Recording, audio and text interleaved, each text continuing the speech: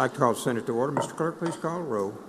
Senator Barnett, Senator Barrett, Senator Berry, Senator Blackman, Senator Blackwell, Senator Blunt, Senator Boyd, Senator Brumfield, Senator Bryan, Senator Butler, Senator Carter, Senator Chazanall, Senator Chisholm, Senator DeBar, Senator Delano, Senator Dupree, Senator England, Senator Fillingane, Senator Frazier, Senator Gillespie Isom, Senator Harkins, Senator Hartnett, Senator Hickman, Senator Hill, Senator Hobson, Senator Jackson, Senator Johnson, Senator Kirby, Senator Latner, Senator McCon, Senator McClendon, Senator McMahon, Senator Michelle, Senator Mumford, Senator Norwood, Senator Parks, Senator Pope, Senator Rhodes, Senator Seymour, Senator Simmons of the 12th, Senator Simmons of the 13th, Senator Sparks, Senator Suber, Senator Tate, Senator Taylor, Senator Thomas, Senator Thompson, Senator Turner Ford, Senator Whaley, Senator Wiggins, Senator Williams, Senator Younger. Mr. President, a quorum is present. Thank you, Mr. Clerk. Will the senators and guests in the gallery please rise for the invocation to be given by the Reverend Anthony Phillips, who is the pastor of King Solomon Missionary Baptist Church in Yazoo City, Mississippi. He's the guest of Senator Thomas. Following the invocation, Pledge of Allegiance will be led by Senator Thomas. Reverend Phillips.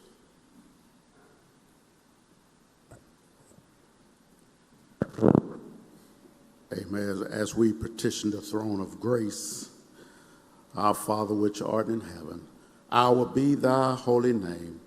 Father, we come to you this day. We say thank you. Thank you for allowing us to wake up this morning and clothe us in our right minds.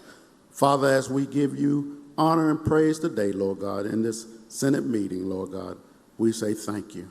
We thank you that you allowed us to come together in your name, for we gather for no other name but to give you praise.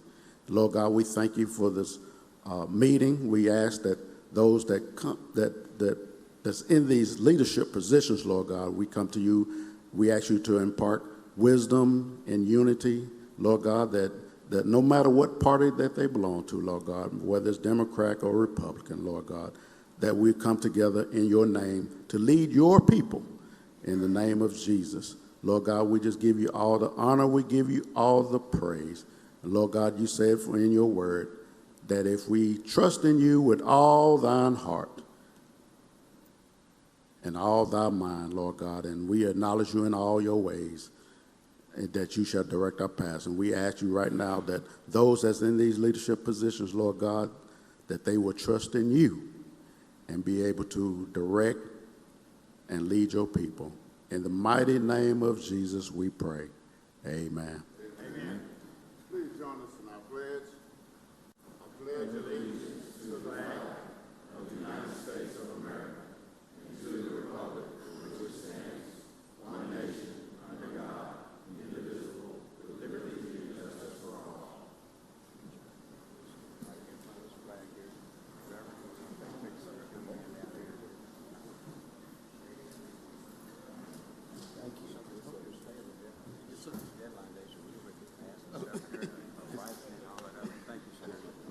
Thank you, Reverend Phillips, and thank you, Senator Thomas.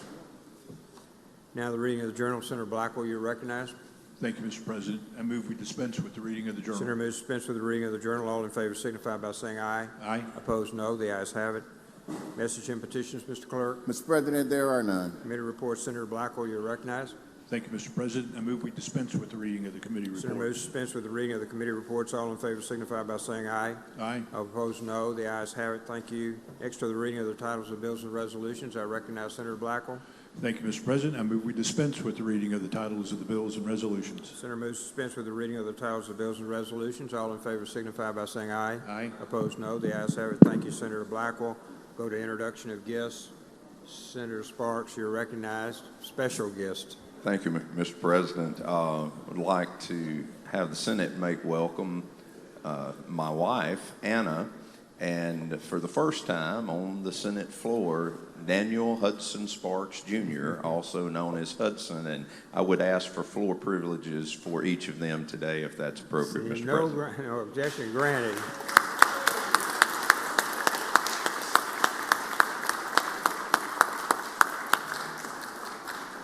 Welcome back, Anna. We're glad to have you back, and it's good to see you. And Hudson, welcome. You can watch your dad today. All right, Senator McClendon. Introduction, please. Please proceed. Thank you, Mr. President. Senate, today I would like to give a warm welcome, and please help me in giving that warm welcome from myself, Senator Blackwell, Senator Gillespie Isom, and Senator Jackson, to the lady that helps make DeSoto County Schools one of the best school districts in the nation. She runs our gifted program there and has so many success stories. You'll have to ask her about those, but it could fill a library. Ladies and gentlemen, please, I'd like to make a warm welcome for Miss Emily Nelson and her better half, Mr. Greg Nelson, in the West Gallery. Please stand.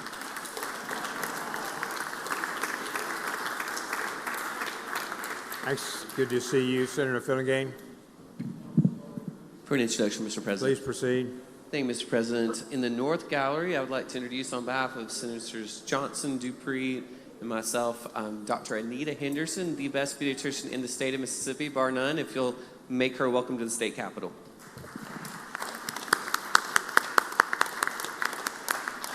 Welcome, ma'am. Senator England. An introduction, Mr. President. Please proceed. Thank you. Ladies and gentlemen, in the South Gallery, we have my sister-in-law, Allison, and my brother-in-law, Tim Brewer, here today. Thank y'all for being here. Let's make them feel welcome, please. Glad to have you as well. Senator Blunt. For an introduction, please, Mr. President. Please proceed. Thank you, Mr. President. Today is Early Childhood Day in Mississippi, and we have here at the Capitol and in the North and West Gallery the Mississippi chapter of the American Academy of Pediatrics. Dr. Henderson has been introduced. I see Dr. Godet up there. We're glad to have our pediatricians here this morning, and also the Mississippi Early Childhood Development Coalition. I see them as well in the West Gallery. Y'all please wave, and let's make them welcome.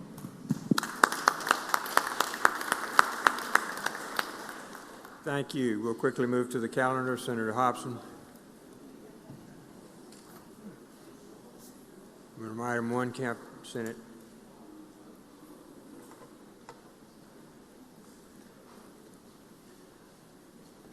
Thank you, Mr. President. I ask that the title be read. Mr. Clerk, please read the title. House Bill 1393, Mississippi Energy Infrastructure Fund, create. Make the usual motion. Senator makes the usual motion. All in favor signify by saying aye. Aye. Opposed, no. The ayes have it. Please proceed, Move Senator. adoption of the strike all. Ask to be recognized. You're recognized, Senator. Thank you, Mr. President. This is a proposal to establish an energy infrastructure fund. There is no money in this, but it allows MDA to set up a fund where they could assist with energy projects. It also has procurement language in here that would require MDA to follow state procurement laws on any purchases that are made, any product purchases that are made through this infrastructure fund. I'll yield for questions if there are any. Questions? Seeing none, Senator. Seeing none, I move adoption of the strike all. All in favor signify by saying aye. Aye. Opposed, no. The ayes have it. Now move passage by use of the morning roll call. Use of the morning roll call been requested. Anyone object to the procedure? According to voting no. Present. Seeing none, the bill passes. Thank you, Senator Hobson. Senator Harkins, pass and retain. You've got one. I'm sorry. Senator Johnson. Thank you, Mr. President.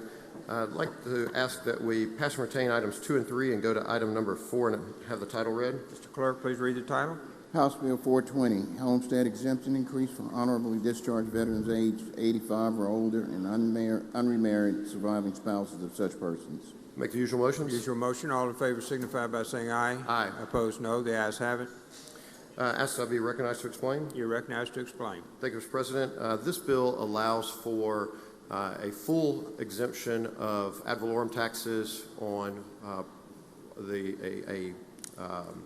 homestead property by a honorably discharged veteran that is 85 years or older as of January 1st of the year that they would be receiving this credit. And it also allows for a surviving spouse of someone who had qualified for that exemption to keep that exemption until such time as they may be remarried.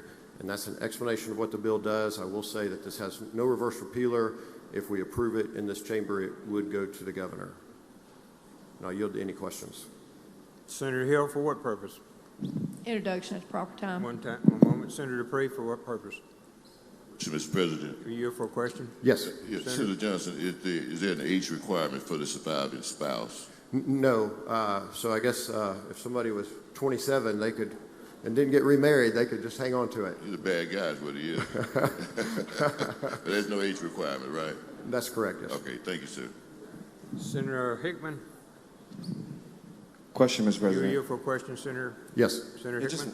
Just one quick question. Do we know how many people this would affect right now? Like how many veterans we have over that age? I do not have that number, and I apologize. That's okay. I'm happy to ask and see if we can get a gauge. I just have no idea what that number is. That was sure Rod Hickman curiosity. Thank you. Okay. Senator Norwood. Question, Mr. President. Are you here for a question, Senator? Yes. Thank you, Mr. President. Thank you, Senator Johnson. You know, are there any, I guess, checkpoints? You know, if you said some homestead exemption is normally in the name of the person or granted based on the name of the person that's on the property deed, right? Yes, sir. So, go ahead. If your question keeps going, go ahead. Well, I guess my point is that if this person is expired, are there any provisions to make sure that in the homestead, you know, that it's not granted to somebody that's not eligible or entitled to it? Yes, sir. So let me preface, I'm not an expert on homestead, but the way I understand it to work is that when you apply, you have if you have a spouse, you list them on that homestead. And I think that's designed so that one partner doesn't claim homestead on this property while the other one claims on the other. So my understanding is if a spouse is on that homestead application with you, and so there's a record at that point of that spouse being on there. Well, and I'm not fighting the situation at all, but I'm saying that if that person expires, yes, and it comes down the rank and maybe a child or someone that as long as the homestead exemption receipt is still coming out every year. Yes. Are there any procedures or anything that would be here that would make sure that that is not happening? It's not automatically transferred to somebody that is not eligible or entitled for that. Yes. So you know, I can't tell you that there's not ways for people to scam any system, but I do believe that the way this would function is that when a homestead application is made for a person who would qualify for this, their spouse would be listed as their spouse on the application. If that property transfers title to any other person besides that surviving spouse, then it would nullify the full exemption, and it would just go back to whatever the new homeowner would qualify for. Okay, now I'm not talking about transferring of title. I'm just saying it's in my name. Yes. And I never changes that. Yes. I'm going to constantly get that homestead exemption notice. Yes. But I am not living in the house. I am not My spouse is not in the house, but I'm constantly getting that. I'm just saying, you know, and I mean, I guess it's just something that I hope that the tax assessor would basically be, they would be cognizant of it and make sure that we're not granting exemption to individuals that are not entitled to it, or you know, Yes. because that's reducing the taxes that the individuals can get for their cities and town. That's all I'm saying. I'm not in objection to it. I just want to make sure that hopefully that's something that they would think of. Thank you, Mr. I understand. Yes, sir. Thank you. Any other questions? Any other questions? It's deadline day, gentlemen. Senator Harkness, Question, Mr. President. will you yield for a question, sir? Yes. On behalf of thousands of veterans like myself, I appreciate this. We had a similar bill. It was a little bit more expansive. Two forms of ID, I guess, must be for Homestead. I guess your driver's license would be number one, and a DD Form 214 that will also have on there, I guess, an honorable discharge on the bottom of that. Is that correct? I believe so. I think that you do have to prove that you were honorably discharged and from the military to get this. So yes, sir. Senator Dupree. Thank you. Question, Mr. President. I'll be real brief. Yes. Senator, I just want to make sure we got it straight. So at age 65, you receive a certain percentage of your homestead, okay? Yeah, yes, sir. Percentage or a certain amount of dollar value. A Yes. certain amount of dollar value, really, instead of percentage. And then above that dollar amount, then you receive, you pay taxes on it. This is a full exemption for no matter what the amount of the house appraises for or assessed for. That's Is correct. that correct? Yes. Okay. And so the person or the spouse that's on there, there's no, if they're on that deed, then even if they're less than 85, they will still receive the full exemption. That's correct. The qualifier is for the person who was honorably discharged. Correct. The secondary person, being the spouse, would remain on there without any other qualification except for that they are alive, they are the person on the deed, and that they are not remarried. Okay, cleared it up for me. Thank you. Senator Frazier. Thank you, Mr. President. Will you yield? Yes, sir. Is there any reason why age 85 is used in this bill? Age 85? I do not know the reason for 85. I'm not sure why that number was chosen. Because I know some widows whose spouses passed away at 75, but the survivor wouldn't be eligible under this bill. You said you know that people have passed away at 75? Yeah, I know some honorably discharged veterans who passed away at 75 and left their spouses behind. Yes. And the spouses won't be able to benefit from this bill as it's written. Is that correct? No. If a honorably discharged person passes away at 75, then they never qualified for this, and so it would be a moot point for their spouse. So it wouldn't benefit them at all? That's correct. Thank you.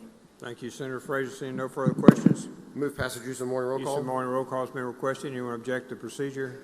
Carter's voting no. Present. Seeing none, the bill passes. Senator. I'd like to pass and retain items 5 and 6. Go to item number 7. Ask the title be read. Senator Hill, for what purpose? Introduction out of order. Please proceed. Thank you, Mr. President. In the South Gallery, I have some of my friends from the city of Picayune. I have Councilman Josiah Hickman. I have my Mayor Jim Luke, and I have former Senator Sid Albritton. Would y'all please stand and let us make you welcome?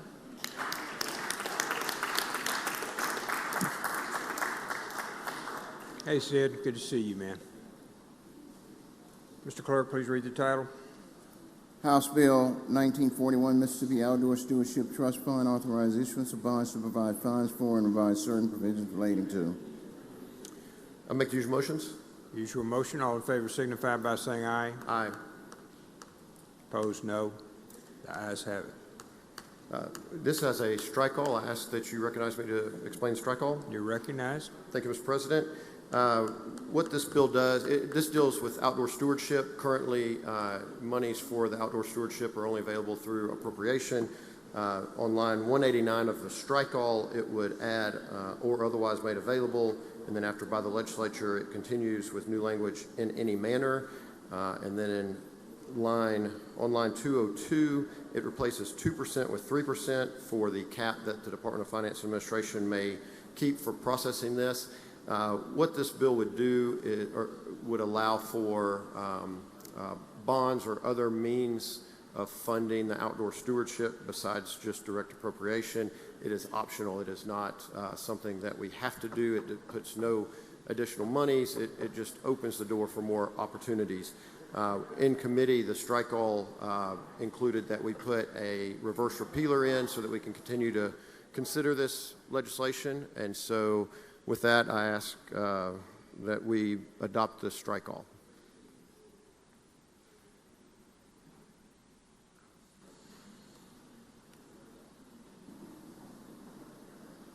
Senator Norwood. Introduction at the proper time, Mr. President. One moment, please. Senator Thompson. Question, Mr. President. You for a question? Yes, sir. I think this is on the proposed amendment. If not, I can hold my question. So when we set up outdoor stewardship, Could you? I'm sorry, I can't hear you. sorry, when we set up outdoor stewardship, it was subject to an appropriation Yes. by the legislature, and that was the only mechanism for funding projects. Correct? That's correct. And so, right, this bill would give who the authority to issue bonds or to seek bonds for funding? It's still the legislature designating that would be how we fund it. It's just giving us more options on how we choose to fund the outdoor stewardship. And then the process would go through DFA to do either one of those, facilitate the bond or appropriated money. The legislature would make that decision, not the stewardship board. Say that again, I'm sorry.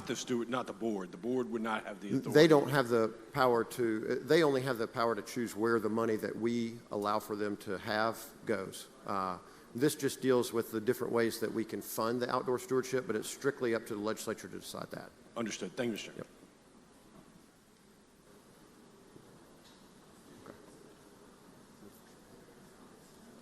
Senator Hill, for what purpose? Question. You for a question, Senator? Yes. So who would be issuing the bonds and who would be on the hook for them? Well, I believe this would be a standard state bond. I believe that DFA would process that for the state, should we choose to do it. And I don't believe that we have any short-term intention to do it. It is just adding that as an opportunity if we so choose in the future. So the Outdoor Stewardship Fund Trust Committee, the board, how would they handle that? What would they do? Come to the legislature and say we want a bond? There's zero difference in how they would handle anything. All this deals with is the funding mechanism for what we choose to allow them to expend. They would still operate within whatever dollar amount we allocate to them. It's just how we choose to give them those dollars. So, outside of that, everything on their end stays the exact same. So how has it been funded up until now? With appropriation. That's the only way to do it now is through direct appropriation. So this would be just an avenue to put those projects on the state's credit card if we didn't appropriate it, if we chose not to.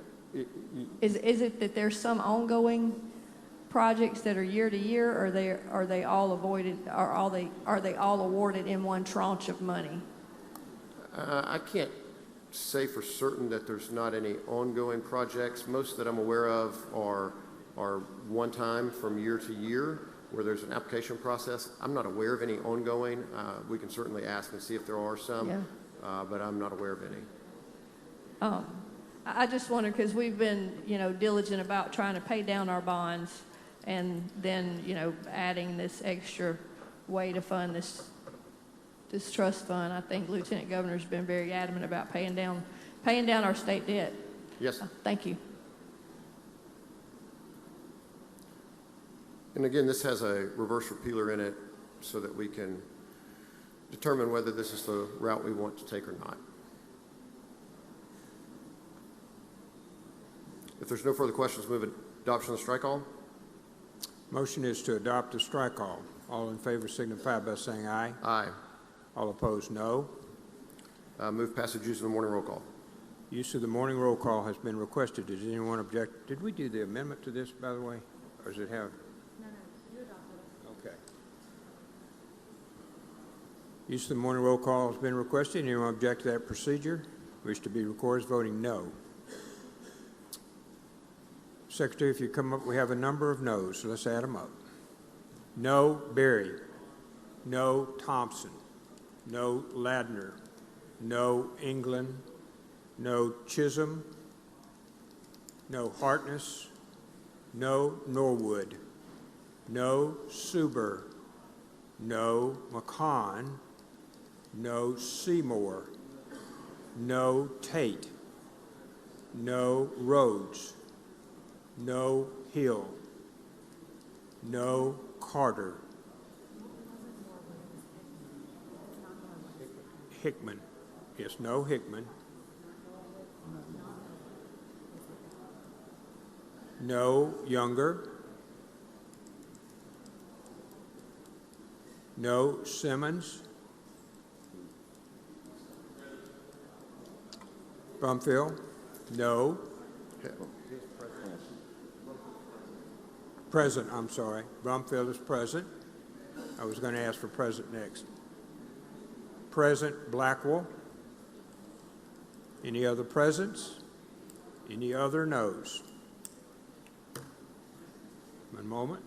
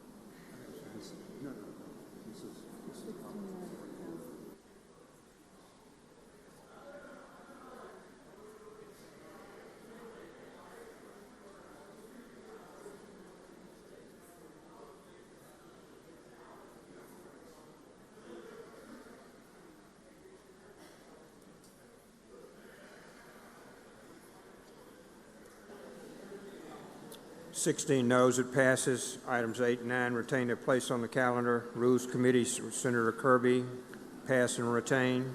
Senate will move over quickly to Senator DeBar. Concurrence and non-concurrence, pass and retain.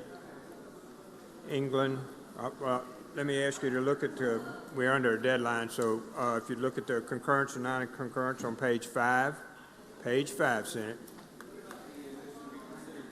I'm sorry, the motion to reconsider calendar, I didn't see anyone, but Senator Fillingham, we'll start with that. 30, are you 31, sir? 33 for me. All right, 31, Senator Barrett, no. 32, Younger, no. 33, we're on 33, a motion to reconsider. Thank you, Mr. President. I'd like to go to item 33, call it up and have the title read. Mr. Clerk, please read the title. House Bill 1613, drug trafficking, revised elements for crime of aggravated. The motion is that we do reconsider the vote whereby House Bill 1613 rather passed. For the purposes of revoting, there were a number of senators who were out that afternoon when we were voting on this particular bill, and they have asked me to give them the opportunity to go on record. This is the bill dealing with the weight and the pill count for aggravated trafficking, and it also has the chemical abortion ban on it. So that's this particular bill, just as a refresher. So I do move that we do reconsider the vote whereby 1613 passed. Seeing no question, the motion is to reconsider the vote. All in favor say aye. Aye. All opposed, no. Now I move adoption by use of the morning roll call. Senator moves for adoption to use the morning roll call. All in favor say aye. Aye. All opposed, no. Anyone wish to be recorded as voting no? Thank you. Oh, yeah. Senator Mumford, Senator Frazier, Senator Hickman, Senator Blackman, Senator Jackson, I have Hickman, Senator Dupree, Senator Butler, Senator Blunt, Senator Pope, Senator Brumfield, Senator Derek Simmons, Senator Norwood. I already said Norwood. Okay. Senator Thomas. Anyone else? Isom? No. Senator Turner Ford? No. Present. Turner Ford. Anyone else? Hold on, please.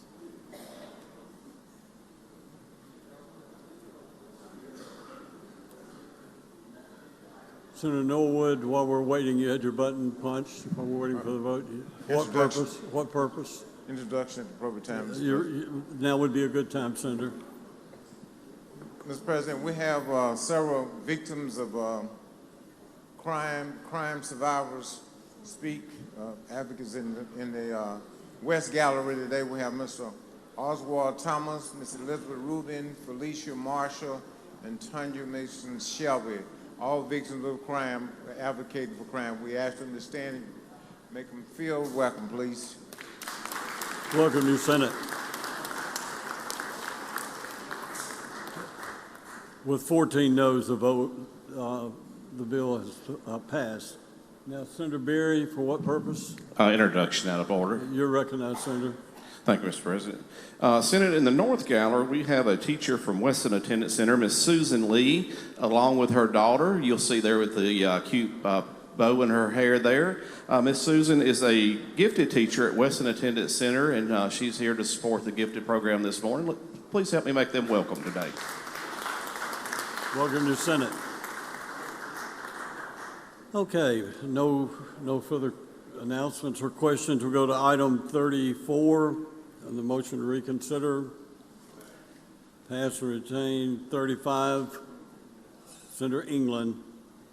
Thank you, Mr. President. I'd like to go to item number 35 and have the title read. Please read title. House Bill 908, absentee ballots require receipt date before federal elections if U.S. Supreme Court rules federal laws preempt state. Thank you, Mr. Clerk. Mr. President, I move to table the motion to reconsider. Motion is table the motion to reconsider. All in favor say aye. Aye. All opposed, no. The ayes have it. Table the motion to reconsider. Okay, go to item 36. Thank you, Mr. President. I'd like to get that item called up and have the title read. Please read title. House Bill 525, sexual battery, create a mandatory minimum for penalties. I move that we table the motion to reconsider. Motion is table the motion to reconsider. All in favor say aye. Aye. All opposed, no. The ayes have it. It's tabled.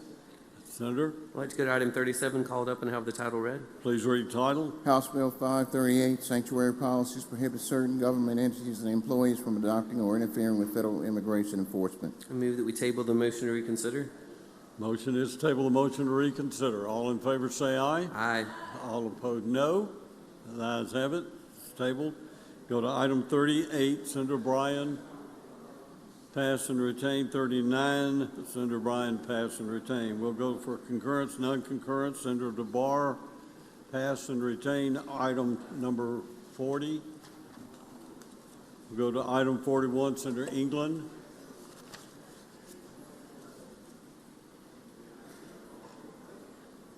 Thank you, Mr. President. I'd like to go to item number 41 and have the title read.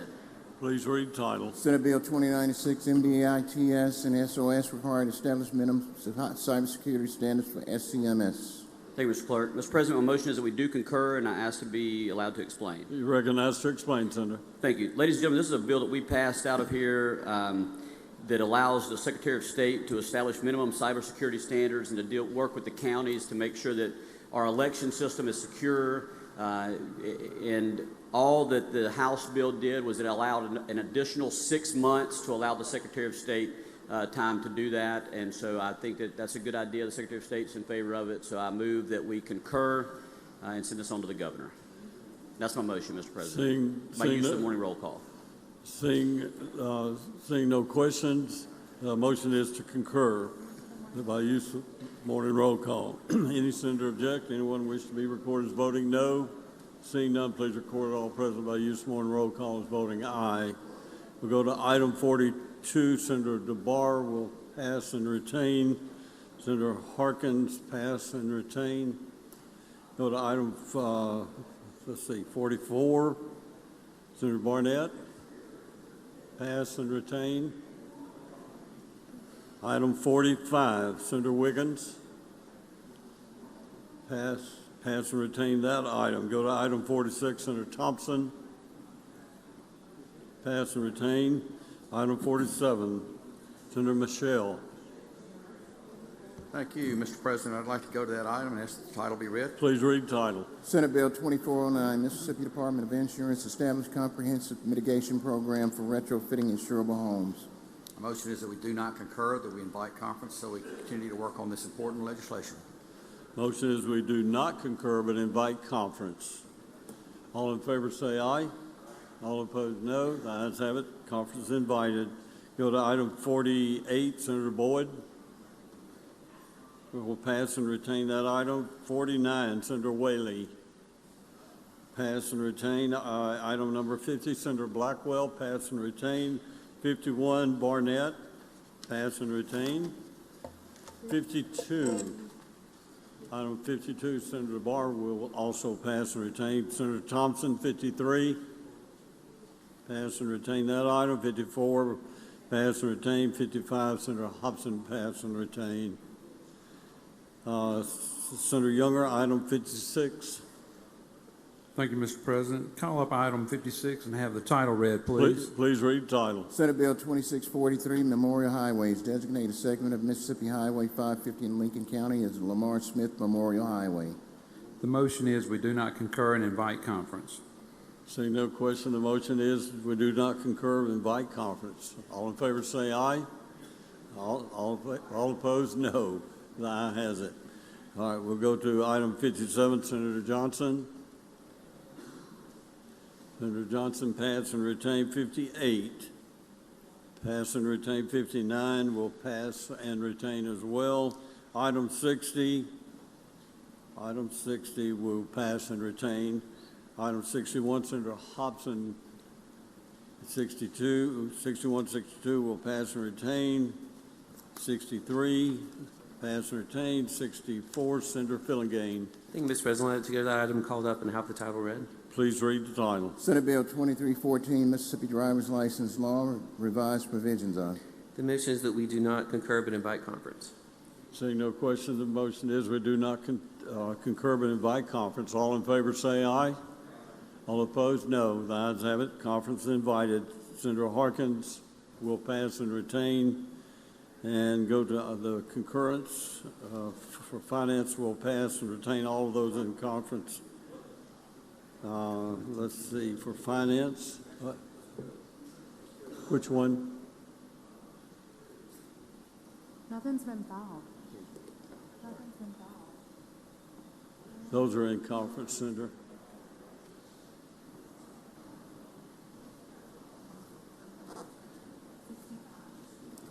$65. Or no objection. We'll go back to suspend the rules. Go back to item 65. Senator Johnson. Ask the title be read. Please read the title. Senate Bill 3228, Income Tax Credits, increase aggregate amount for certain employees sponsoring employee skills training and extend repealer. Ask that we do not concur and invite conference. Seeing no questions, the senator moves that we do not concur but invite conference. All in favor say aye. All opposed, no. The ayes have it. Conference is invited. Now we'll go to item, let's see.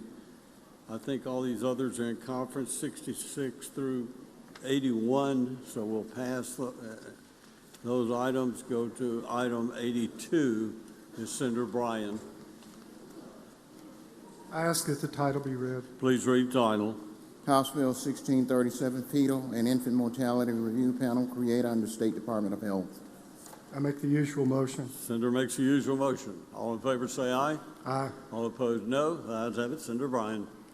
I move adoption of the committee amendment, and I would like to speak on the amendment. You're recognized to explain. Mr. President, members of the Senate, this bill establishes a fetal and infant mortality review panel similar to other panels we have, such as the Maternal Mortality Review Committee, which has been in existence for some time, as has others. The basic premise behind all of these is that we learn from not only mistakes, but we just learn from experience. And in the case of maternal mortality, if a mother dies in childbirth, we're going to find out why. Not merely did somebody make a mistake, but what caused this death, what are the indicators of a problem, and on and on and on. For that reason, we've had for years and years and years a maternal mortality review committee that functions basically as this committee would. What this committee would do is look into situations in which there has been a fetal death or a death right at birth or shortly after birth, to see specifically what's going on here, what are the problems, what are the indicators that there's trouble, what might we be able to do to learn from these sad events. This is similar to what is done throughout the nation in the area of investigating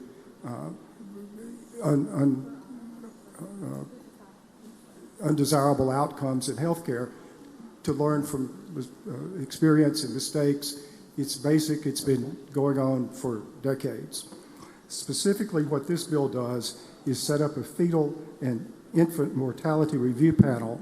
It requires, as the other panels do, that records be sent to this panel to look at the circumstances around the death. The members of the panel are experts in the field, they're doctors. They sit and look at the records and see what can be learned from them. The operations of this panel, just like similar panels in almost all states for years and years and years, are not subject to public access. They are intentionally held in private. The procedures and the individuals participating cannot be called to testify about what goes on there, all for the purpose of making sure that there can be open and robust discussion of what's taking place.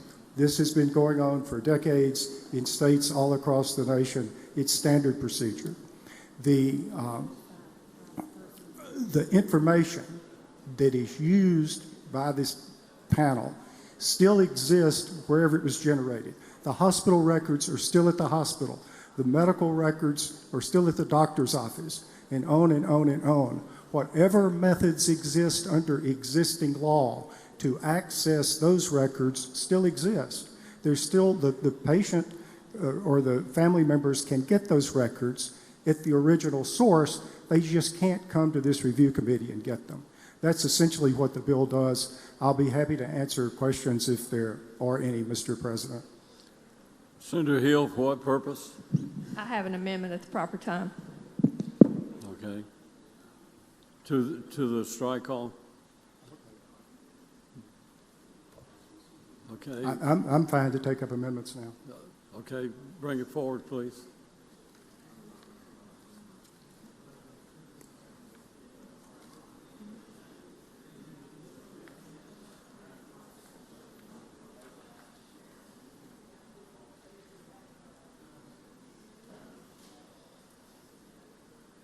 Senator McClendon, for what purpose before we go into the amendment? Senator McClendon? Question, please. Senator Bryan. Senator Bryan. He'll come back to the podium after the amendment. Would it be okay then? No, sir. Okay, Senator Bryan, would like to ask a question. Yeah, well, I've already called the amendment up, Senator, so I'm sorry.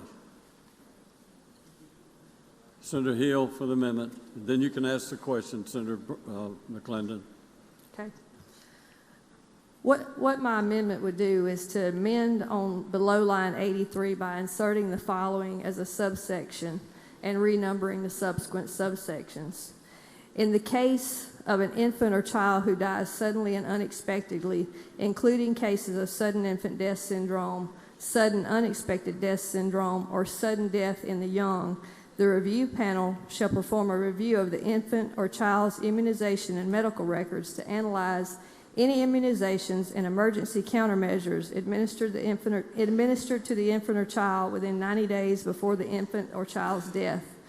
The review panel shall verify that cases of sudden and unexpected death of an infant or child were reported to the SUID and SYD case registry, and that any adverse vaccine reactions were reported to the Vaccine Adverse Event Reporting System, and shall report to the SUID and SYD case registry or to VAERS any such cases or adverse vaccine reactions that were not previously reported.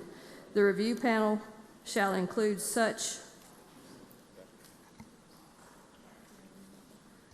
information in the annual report described in subsection 3 of this section.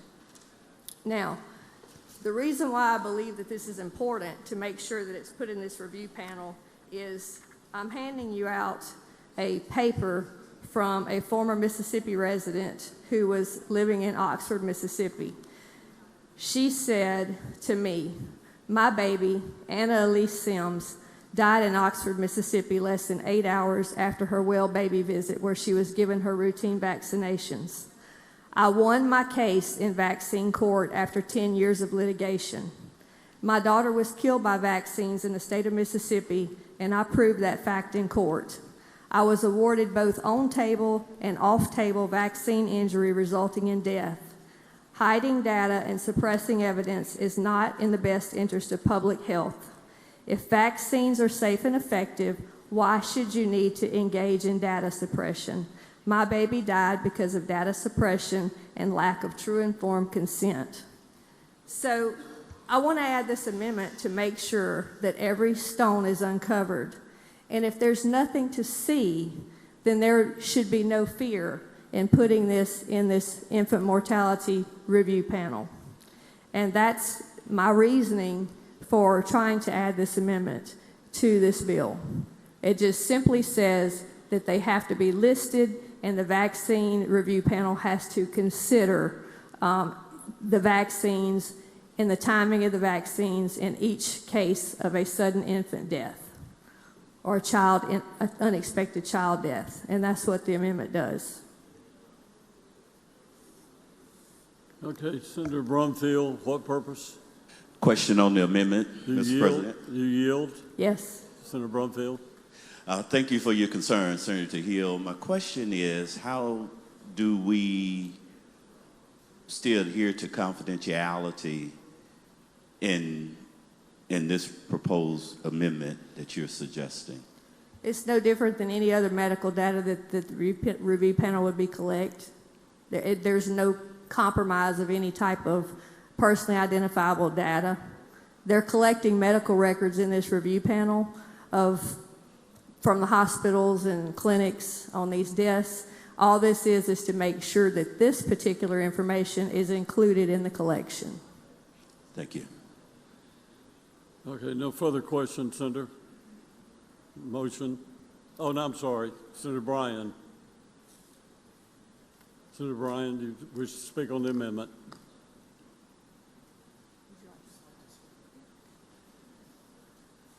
Thank you, Mr. President. It's hard to really know how to react on an email that someone sent. I have no idea what happened in this circumstance, but quite simply, whatever information is available regarding vaccines or any other medical condition is available just like it is now. This bill doesn't change anything about that. All this bill does is say that this one entity will not be subject to discovery or public records. If there's information that this lady wants about vaccines, she can get it through other sources.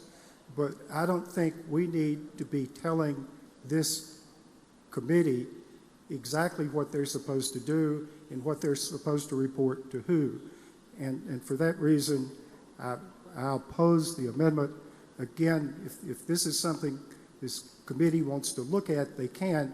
I don't think it's for us to start picking out specific things that we want the committee to study. And I would rather lead this up to the discretion of the experts. Thank you.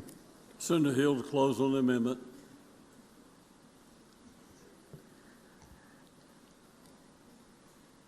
This is not an isolated case.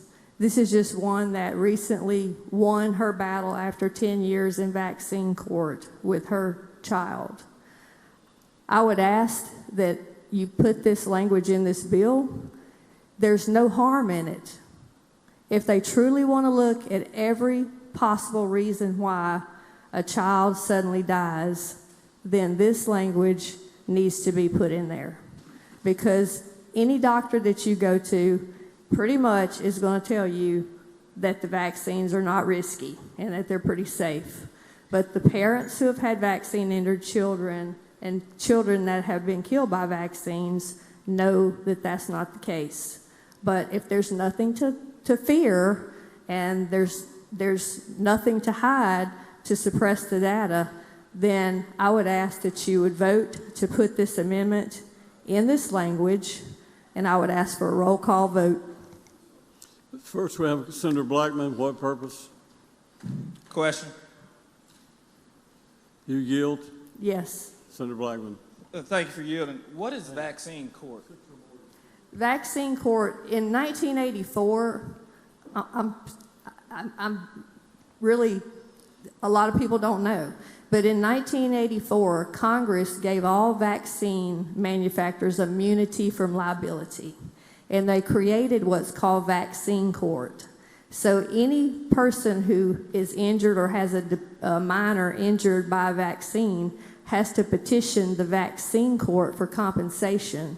And instead of that vaccine manufacturer paying that liability case, the taxpayers pay it. Since 1984, vaccine manufacturers have had immunity. That's what that vaccine court is. Is that a court in Mississippi? It's a national vaccine court. Every state has to petition to the federal government for vaccine court. Okay, thank you.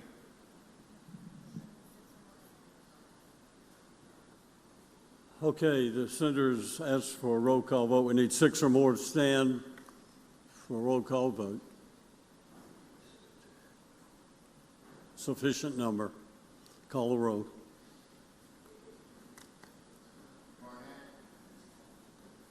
Barrett. Berry. Blackman. Blackwell.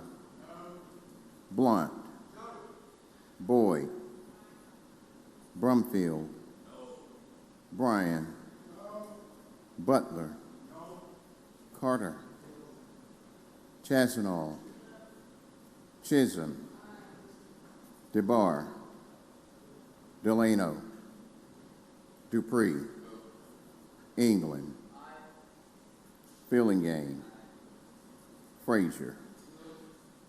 Gillespie Ison. Harkins. Harkness.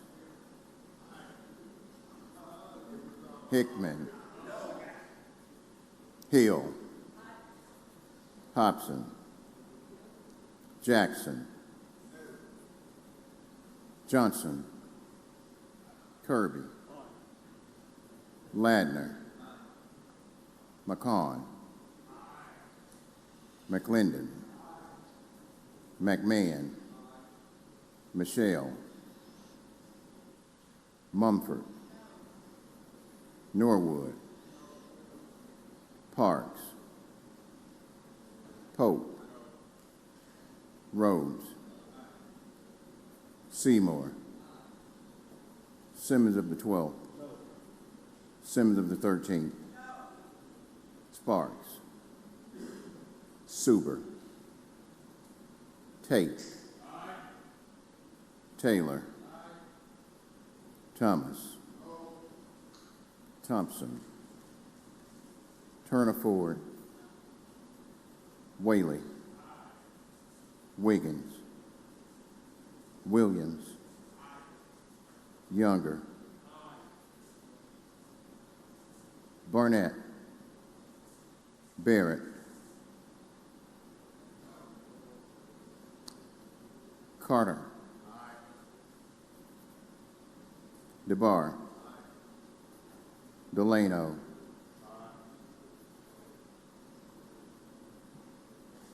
Harkins, Hobson, Johnson, Michelle, Sparks, Suber, Thompson, Wiggins. Voting yes or yea, Berry, Boyd, Carter, Chisholm, DeBar.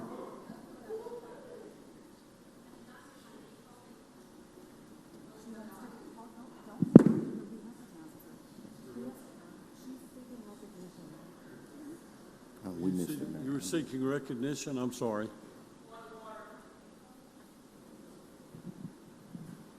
Point of order? What's your point of order? No. What? What? I'm just asking, I didn't hear my name called, so I was Okay. wanting to vote. Yeah. State your vote, please. Aye. Voted aye. Didn't hear a name called. Point of order. What's your point of order, please? The point of order is according to Rule 115. The roll is the senator's name is called twice. If they do not hear it, the only reason that they can vote at that point is to change a vote. And I think that she can make a notation in the journal if she wishes to state what her vote would have been had she responded to her name having been called. Your point's well taken. Senator?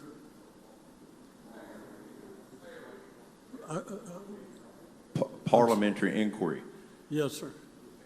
As I stood waiting for my name to be called the second time, which is Sparks, and Parks comes before it, I did not hear it either. So if we're going to go by the rules, let's roll the tape back and let's see if it was called a second time, because if it was not called a second time, then the rule wouldn't apply, would it? No, the rule states it has to be called a second time. If it was not called a second time, then that was our error and it would be counted. Now, Senator Hickman, did you have what? I'm not sure if we need to wait until after they call, but I need to announce the pair. Wait until after, please.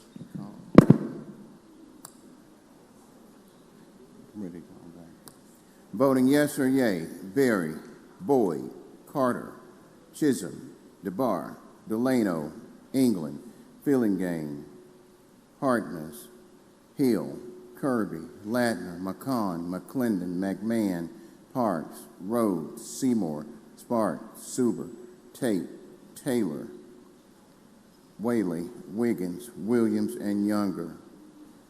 Voting no or nay, Blackman, Blackwell, Blunt, Brumfield, Bryan, Butler, Chazanall, Dupree, Frazier, Gillespie Isom, Hickman, Jackson, Mumford, Norwood, Pope, Simmons of the 12th, Simmons of the 13th, Thomas, and Turner Ford.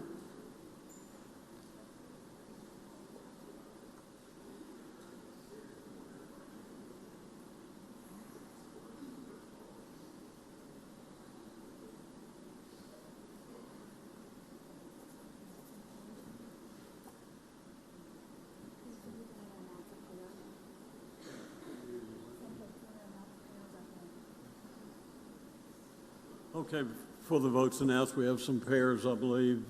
Senator Norwood, or Senator Hickman, I believe you were first. Senator Hickman. Announce up here, if Senator Barrett was here, he would vote yes. I vote no. Okay. Senator Blackman. Parliamentary inquiry.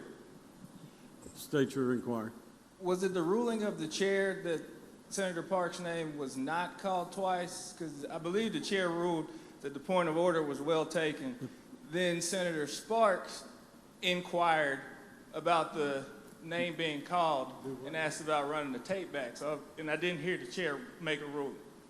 There's no ruling to be made on a parliamentary inquiry. The Parks' name was not called twice, so that's why we let her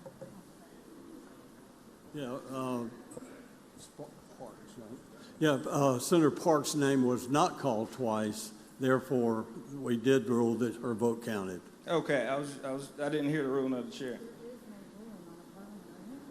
Yeah, it's a parliamentary inquiry, not a ruling as such. So, Senator Norwood. Introduction of the resolution at the appropriate time, Mr. President. Okay, bring it forward while they're counting the vote. Yes, that's the only one.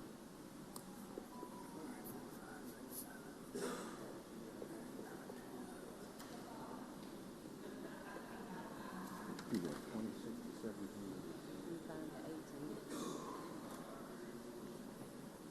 You got Hickman's marked off. Okay.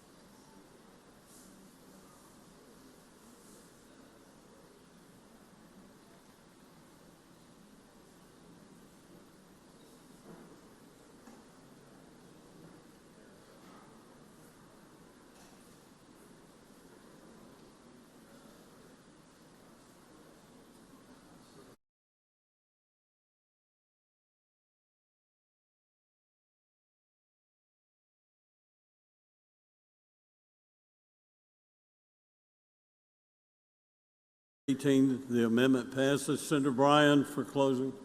And Senator Bryan.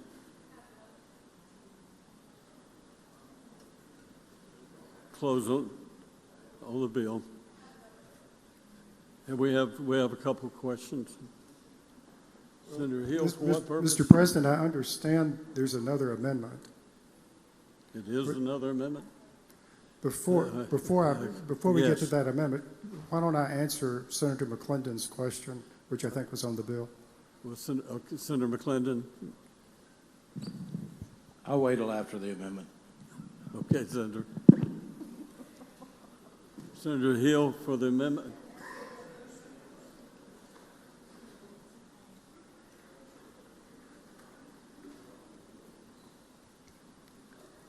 Thank you, Mr.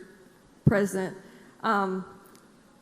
What this amendment, this second amendment would do is, in the original strike all, every single thing in this review panel was shielded from public record or public meetings. Every single thing. Now, you know and I know that names can be redacted, HIPAA can be protected, and we can still have public record of reports available to the public. So what this second amendment does is it says, amend on line 74 by inserting the following after the period.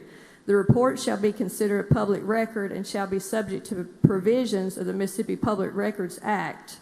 And what it says any record of the review panel created under this section that is redacted of personally identifiable information and of protected health information pursuant to the guidelines of HIPAA regulations shall be made available upon request.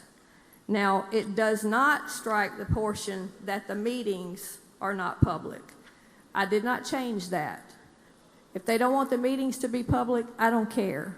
But the public should be available, the records and the reports of this committee, the findings of this committee should be a part of public record. If we truly want to know the causes of infant mortality and sudden infant death, then we should not hide the entire proceedings from the public, because all that does is undermine the public's trust in what the review panel might be doing.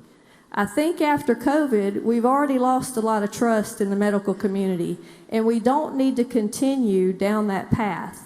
We need transparency, and the public needs to feel like that they're not completely shut out of what's going on if we're going to actually figure out all the causes of sudden infant death in the state of Mississippi. So all it does is said, redacted data that doesn't violate identity or HIPAA would be made available to the public upon request, the findings of the committee. And that's what this amendment does. Senator Blunt, for what purpose? Okay, Senator, no further questions. Senator Bryan, would you like to I would speak? actually like a roll call on this amendment as well. Well, first, Senator Bryan gets to speak. You can request that upon closing. Mr. President, this amendment goes to the very heart of how these review panels operate, and it would make it extremely difficult for the panel to operate properly. Again, any family member, any individual who's involved in one of these incidents can get all the information they want under existing law from the doctors, the hospitals, everybody that saw their child. What this prohibits is the general public from going through these records. It prohibits people just searching through the records, finding information, and the difficulty is these are very rare events. So once there's public information made, it's all but impossible not to allow someone with minimal effort to find the individual. That's whose privacy we're trying to protect, is the privacy of the family of the individual that was involved in this. That family, if they want to make something public, has access to all the public records. This is a simple provision that has been in review panels like this across the United States for decades. It's the same provision that's in the existing Maternal Mortality Review Committee, which has been on the books since 2017. There are other similar committees that have been on the books for decades. There are committees in all the states. There are committees in the southern states. I just have here one example from Tennessee, where under the Tennessee Fetal and Infant Mortality Review Act, there's practically identical language to what Senator Hill wishes to take from this bill. Regardless of your opinion on the previous amendment, I want you to think carefully about what this is doing. This is telling the panel that they are going to have to make public information that they get. That will make it, as a practical matter, extremely, extremely difficult for the panel to function. I want you to think for a minute what is at stake here. This is not a throwaway vote to try to placate a group of people. This is scientific inquiry into what is causing infants to die at birth or near birth. It is the sort of scientific inquiry that has enabled us for medical to advance from the medicine we had slightly more than 100 years ago, at a time when if you went to see a medical professional, the chances of that professional helping you or hurting you were about 50-50, to where we are today, where all day, every day, thanks to scientific research, thanks to the advances in medicine, we have modern day miracles that are thought about as routine. Just think for a minute about open heart surgery, just for one example. People stop your heart from beating, they cut you open, they rearrange the vessels in your heart, sew you back up, and you're good to go. It sounds like science fiction.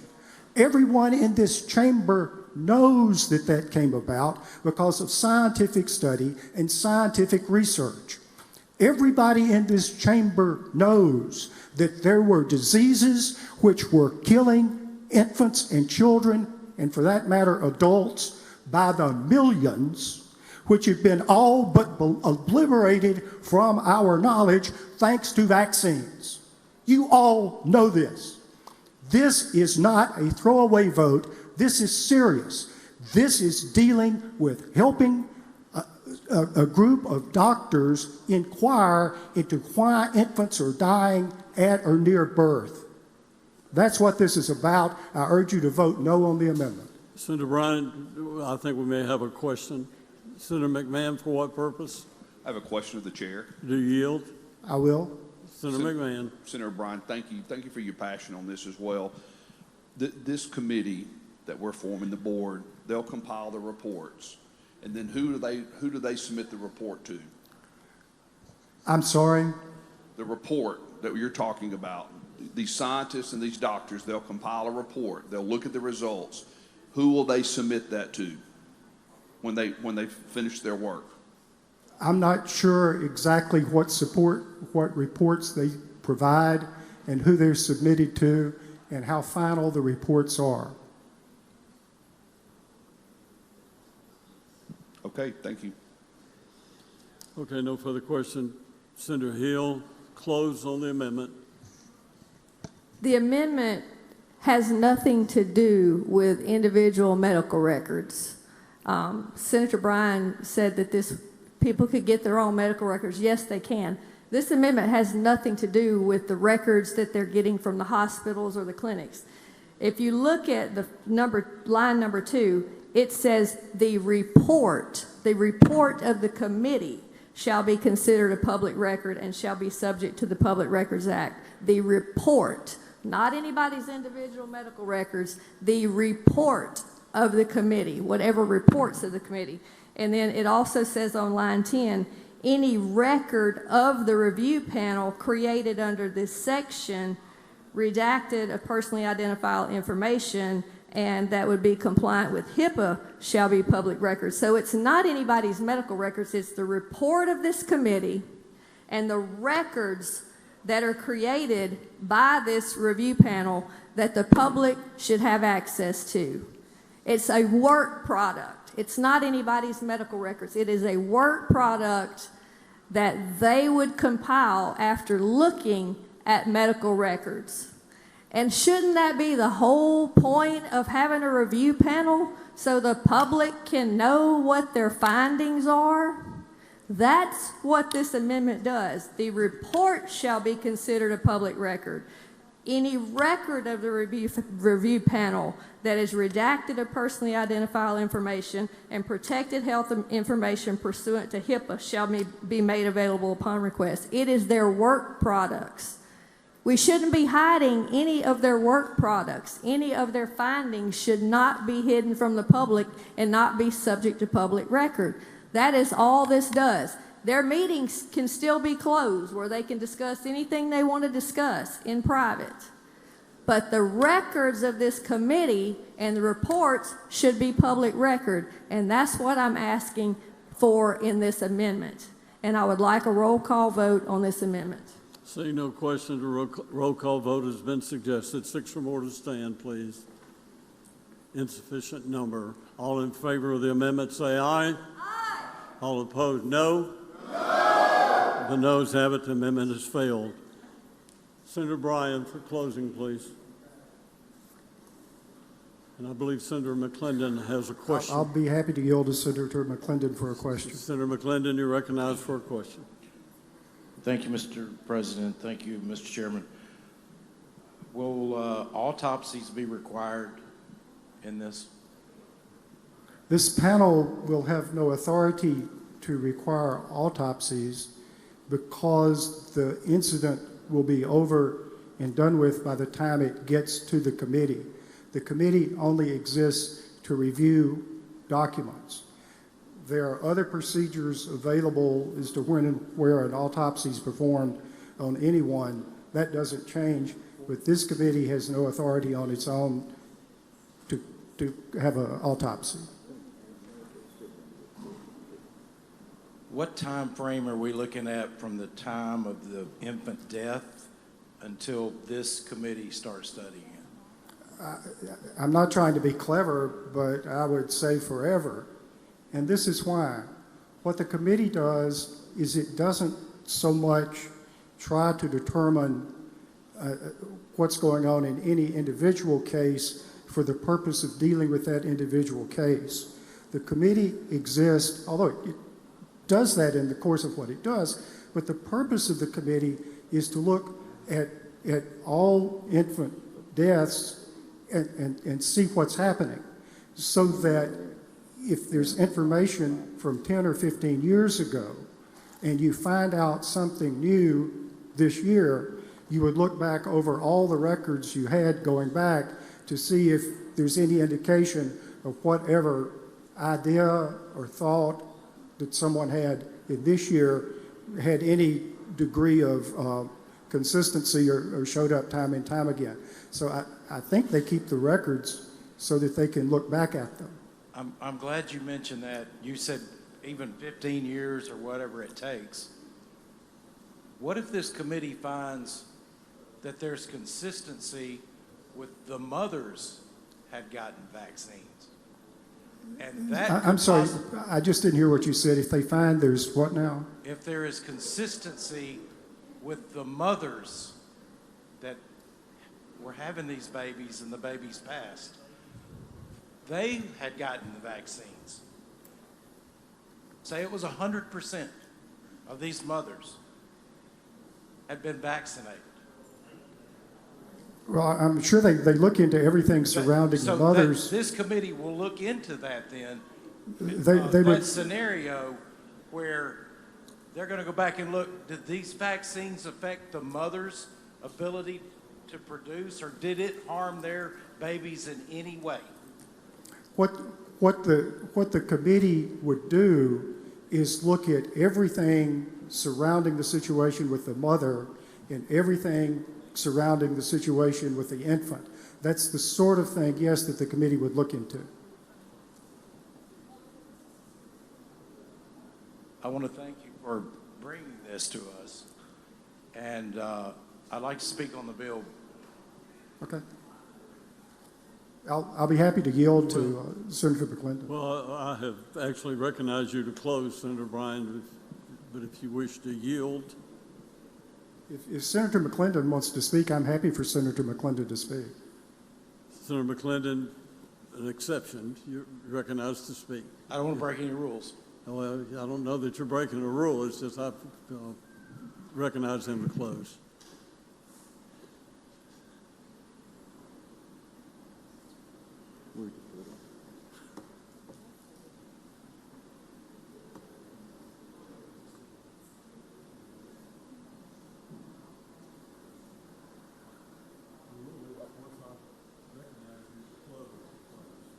I suggest use of the morning roll call. We haven't adopted the strike law. Yeah, we've got to. I move adoption of the strike all. Motion is adopt the strike. All in favor say aye. All opposed no. The ayes have it. Now we're on final passage.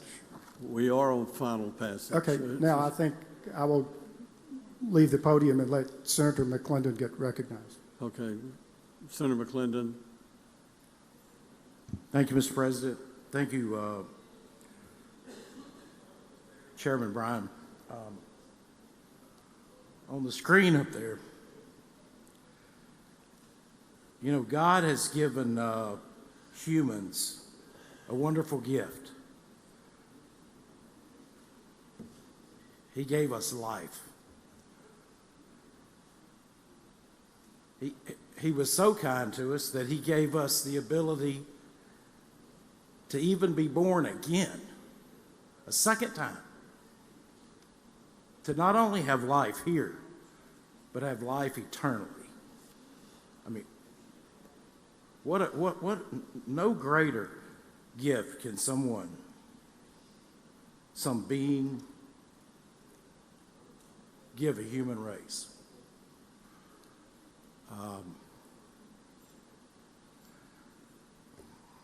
You know, we got an issue in this state, and it affects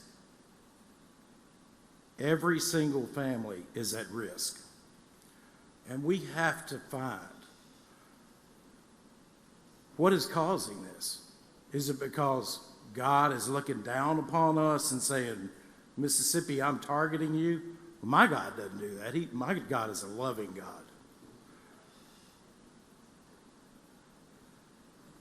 But is it something that we have created here? Is it our water? Is it our air?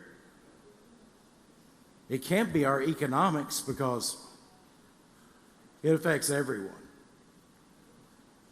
Whether you're a doctor, scientist, lawyer, legislator,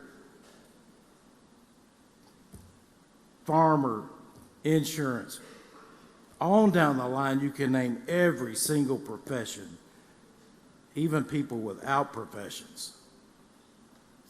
It affects godly people. It affects ungodly people. So what is it about Mississippi that this happens to us?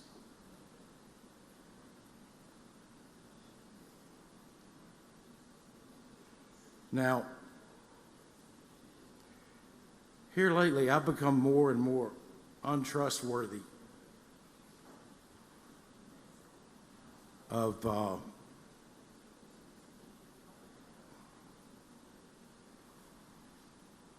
things that go on, to put it kindly. I think the public does deserve the right to know what's causing this. Are we doing something to our children now that affects them in adulthood when they're trying to have children? I would hope that this panel is honest enough to give us that answer.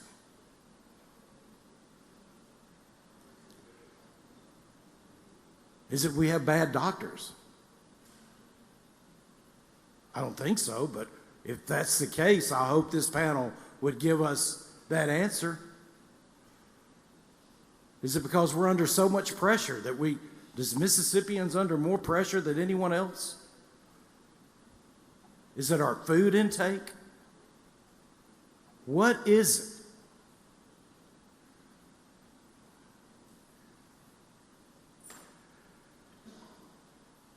You know, it's no surprise. I mean, everyone knows what my family has gone through. And I want to personally thank each and every one of you in here, everyone under this dome. You've been so kind, and that I will forever be grateful. You know, here today we have God's gift to Senator Sparks and Anna. What a beautiful gift Hudson is. God gave Vicki and I that same gift 33 and 32 years ago, and our two sons. But we were also supposed to have a daughter, but that didn't work out.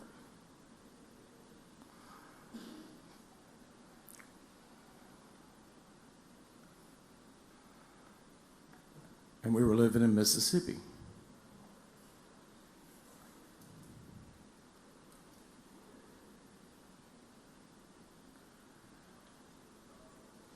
Now, the greatest gift that God gives us, and then as we grow old, He gives us another gift. He gives us a gift of grandchildren, to being able to see your children have children. And there is, I'm telling you all, I hope everyone in this room is blessed to see that. Because my granddaughter, I would jump in front of every car on I-55 or whoop every one of you in here over her. The greatest gift of mine and Vicky's life is our granddaughter.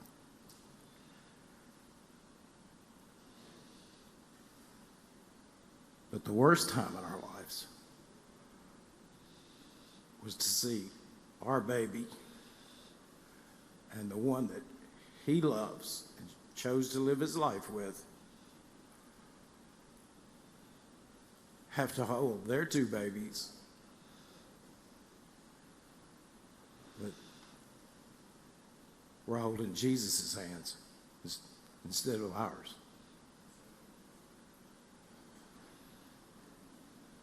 And that's tough. That's tough. When I said a few words at their funeral, and that's them on the board. The oldest one, Wells Warren McClendon, was going to be the seventh Warren, well, he is the seventh firstborn male in our family with the middle name Warren.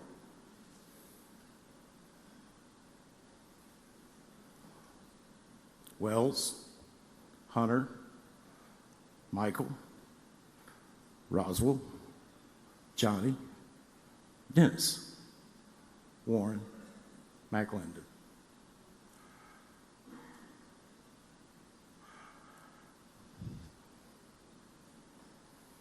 His little brother, Shepherd Thomas McClendon, was named after Emily's father.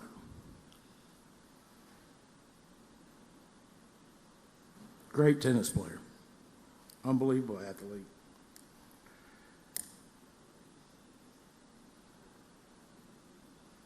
And these babies had doctors looking after them, and were supposed to be born in 10 days. What is it about our state that causes this? What?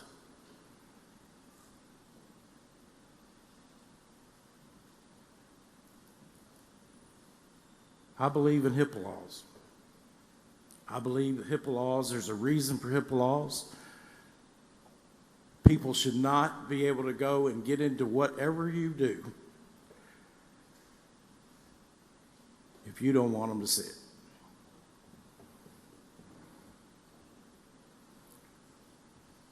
There is a way to do reports without having to put families' names in it, whether it be baby A and B, or however. We got a lot of smart people that can figure this out. But there needs to be transparency. And whatever they find, and I don't care what it is, and I'm going to go back again, if it's because we give kids all these vaccines at a certain 50 some odd in this little amount of time, if that's the reason that's causing it, we need to know it. If it's our drinking water because we shoot poison or something like that in it, we need to know it. If it's the air we breathe because of crop dust, we need to know it. If it's because our people are under too much stress, we need to know it.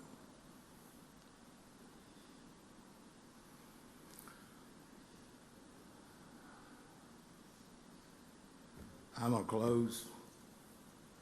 I can't cry anymore. Our family has cried a gazillion tears, and I guess I can't. I don't want any family to have to go through this again. No more. No more.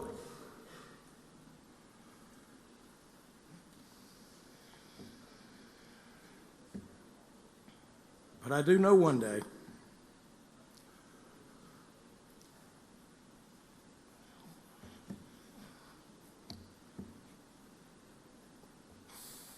that I will be holding those two little boys' hands, because I have a loving God. And right now he's holding theirs.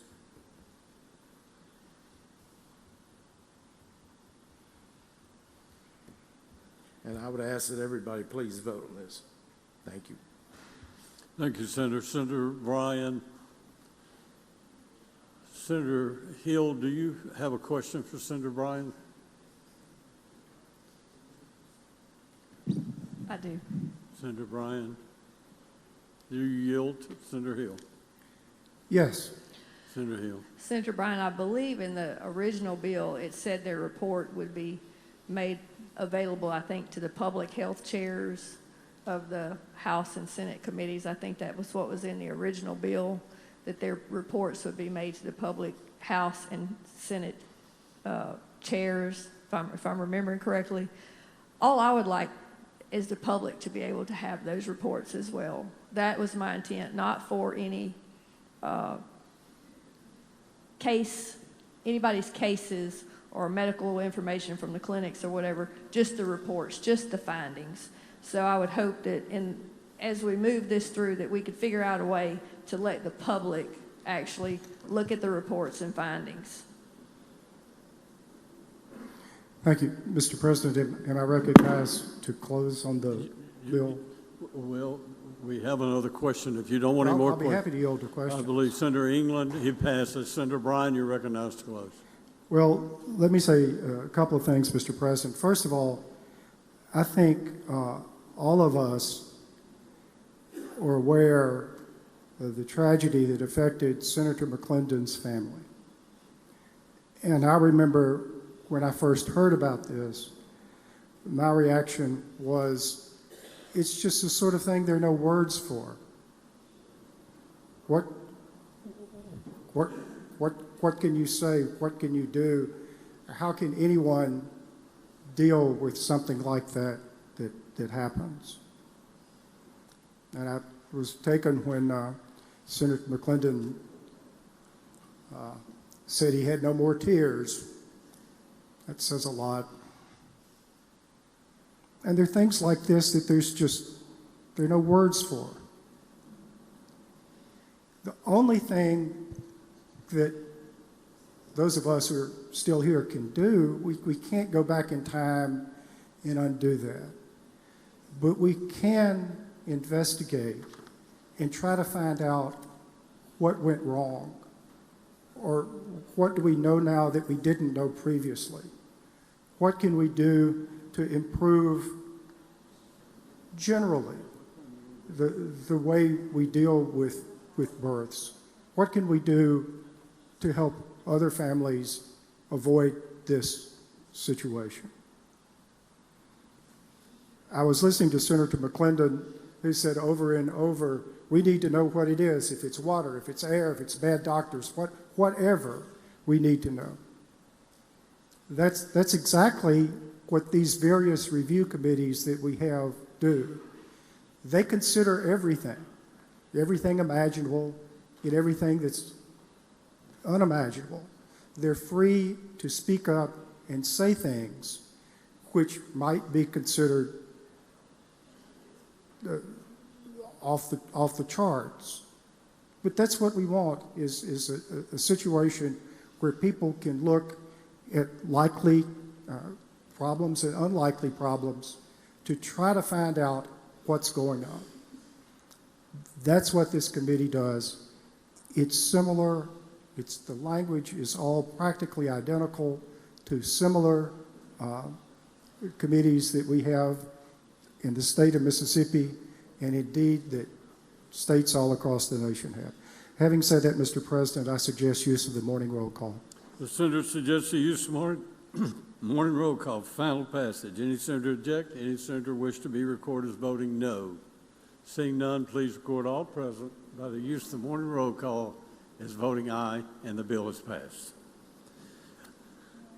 Okay, we'll go item.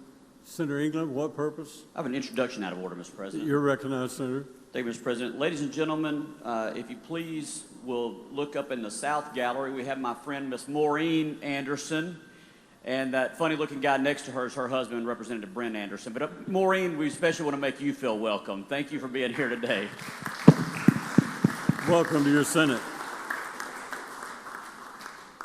Okay, the next item 83, Senator. Oh, I'm sorry, Senator Bryan, you wish to be before we go to that item? I ask that the title be read. On item 83, okay, please read title. House Bill 1772, Mississippi Department of Human Services, extend repealer zone. Senator Bryan.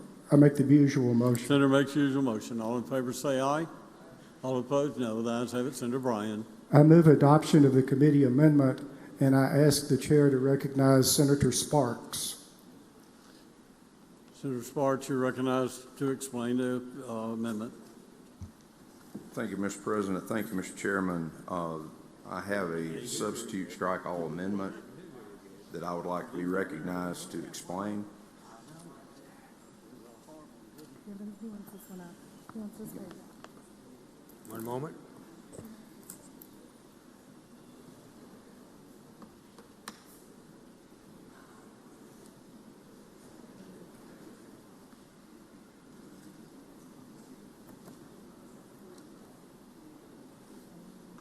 Okay, we're ready, Senator.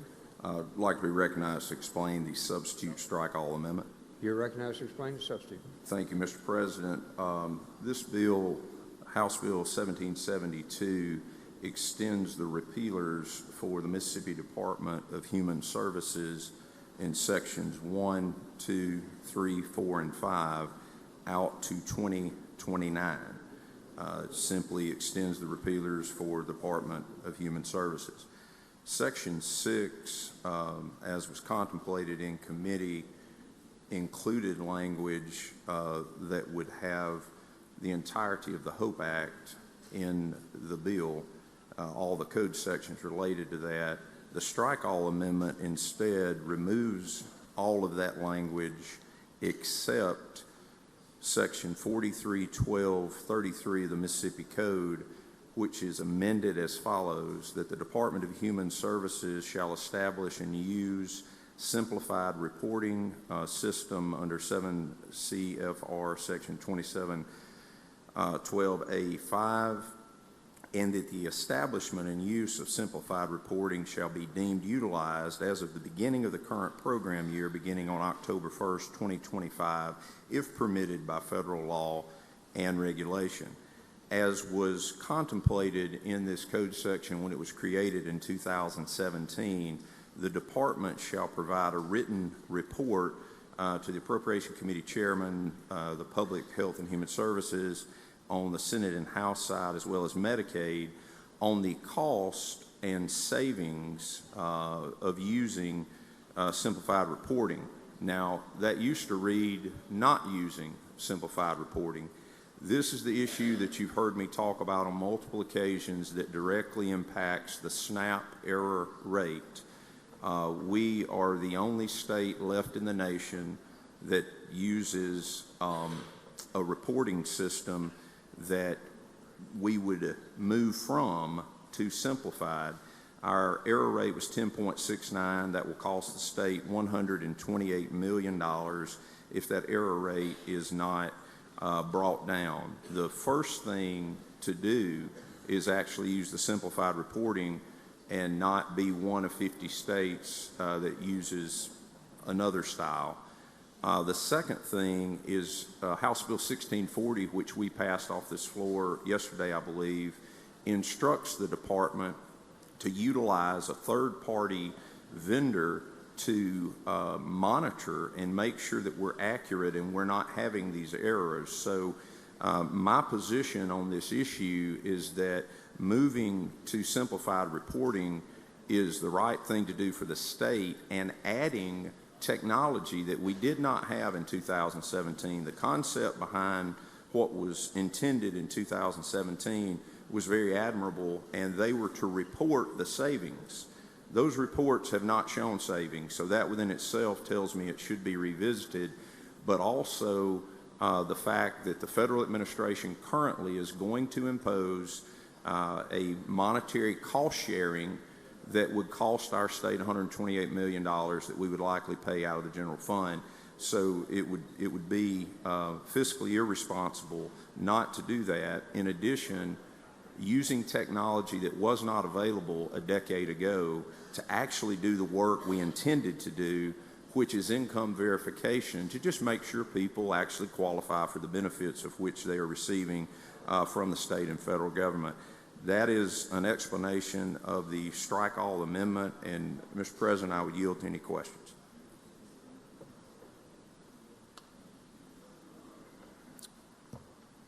Senator Turner Ford, for what purpose, ma'am? Question. You yield for a question, Senator? I yield. Thank you. Thank you, Mr. President. Thank you, Senator. So what effect does this simplified reporting have on the recipient of the benefits? That's a very good question. The recipient is not the person who is often making the error. It's the state. And if the recipient makes an error in their application, it's the state's duty to point that error out. So the way it works is when someone comes in and makes an application for eligibility, at that time they disclose assets, income, to see if they meet the threshold or are below the threshold that would qualify them for such benefits. And we have generally taken people on their written, information, which could be accidentally incorrect, it could be intentionally incorrect, but it's our job to verify that. Over the years, we have not utilized technology probably as much as we should to verify those things. Under the federal guidance, as I understand it, you're reauthorized every 6 months. And at that time, you're then evaluated again of whether you qualify. You might have had a change in circumstance. What we did when we had the reporting model that we have is you had a duty on the citizen that if they had a change in circumstance, that within 10 days, they had to report that forward to the department. And the variance is very small. It's like $125 a week, up or below. It doesn't mean that every error means someone received benefits that wasn't eligible. They may very well be eligible. The number's just wrong. So using an income verification service, using technology that does constant monitoring would simply flag DHS if the participant has not contacted DHS to report this change in circumstance, to reach out to the participant and say, have you had a change in circumstance? Because if you've had a change in circumstance and you're no longer eligible, you're no longer eligible. And that's based on the federal guidelines as far as eligibility goes. But the primary focus here is that the department is responsible for the error rate. So if they get inaccurate information, we just need to tell someone at eligibility or at reauthorization, it appears you no longer meet these criteria, and they can go further if that's not true. But we've just not done a real good job. Therefore, our error rate's 10.69%. So it's not true that this could perhaps lessen the burden on the recipient to... I think it would lessen a burden on the recipient in the sense that we would have better information so that we may contact them preemptively. But eligibility is eligibility, and what we're trying to do is make sure whatever's presented is accurate. We should want to strive for accuracy for the sake of accuracy, but because the federal administration says if you're above 6%, you're going to then have I call it a penalty. Some people call it cost sharing. But if the federal government's picking up 100% of the tab for SNAP, and then due to a penalty, we have to pick up a portion of it, then that really becomes problematic. Thank you. Thank you, Senator.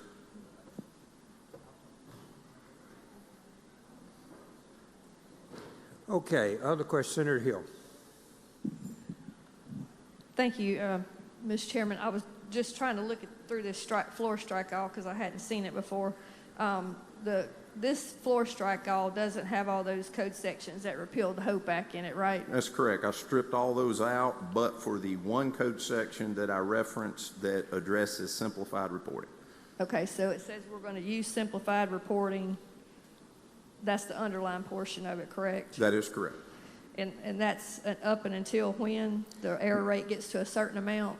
No, it's using simplified reporting. And again, 1640 is a separate vehicle that we have also instructed the department to use a third-party income verification. That we passed yesterday or day before? That's correct, okay. Which I think is using technology to make us more accurate to allow this to be more effective. What we are asking, and I don't know if the federal government will allow this, but the program year started October 1st of 2025.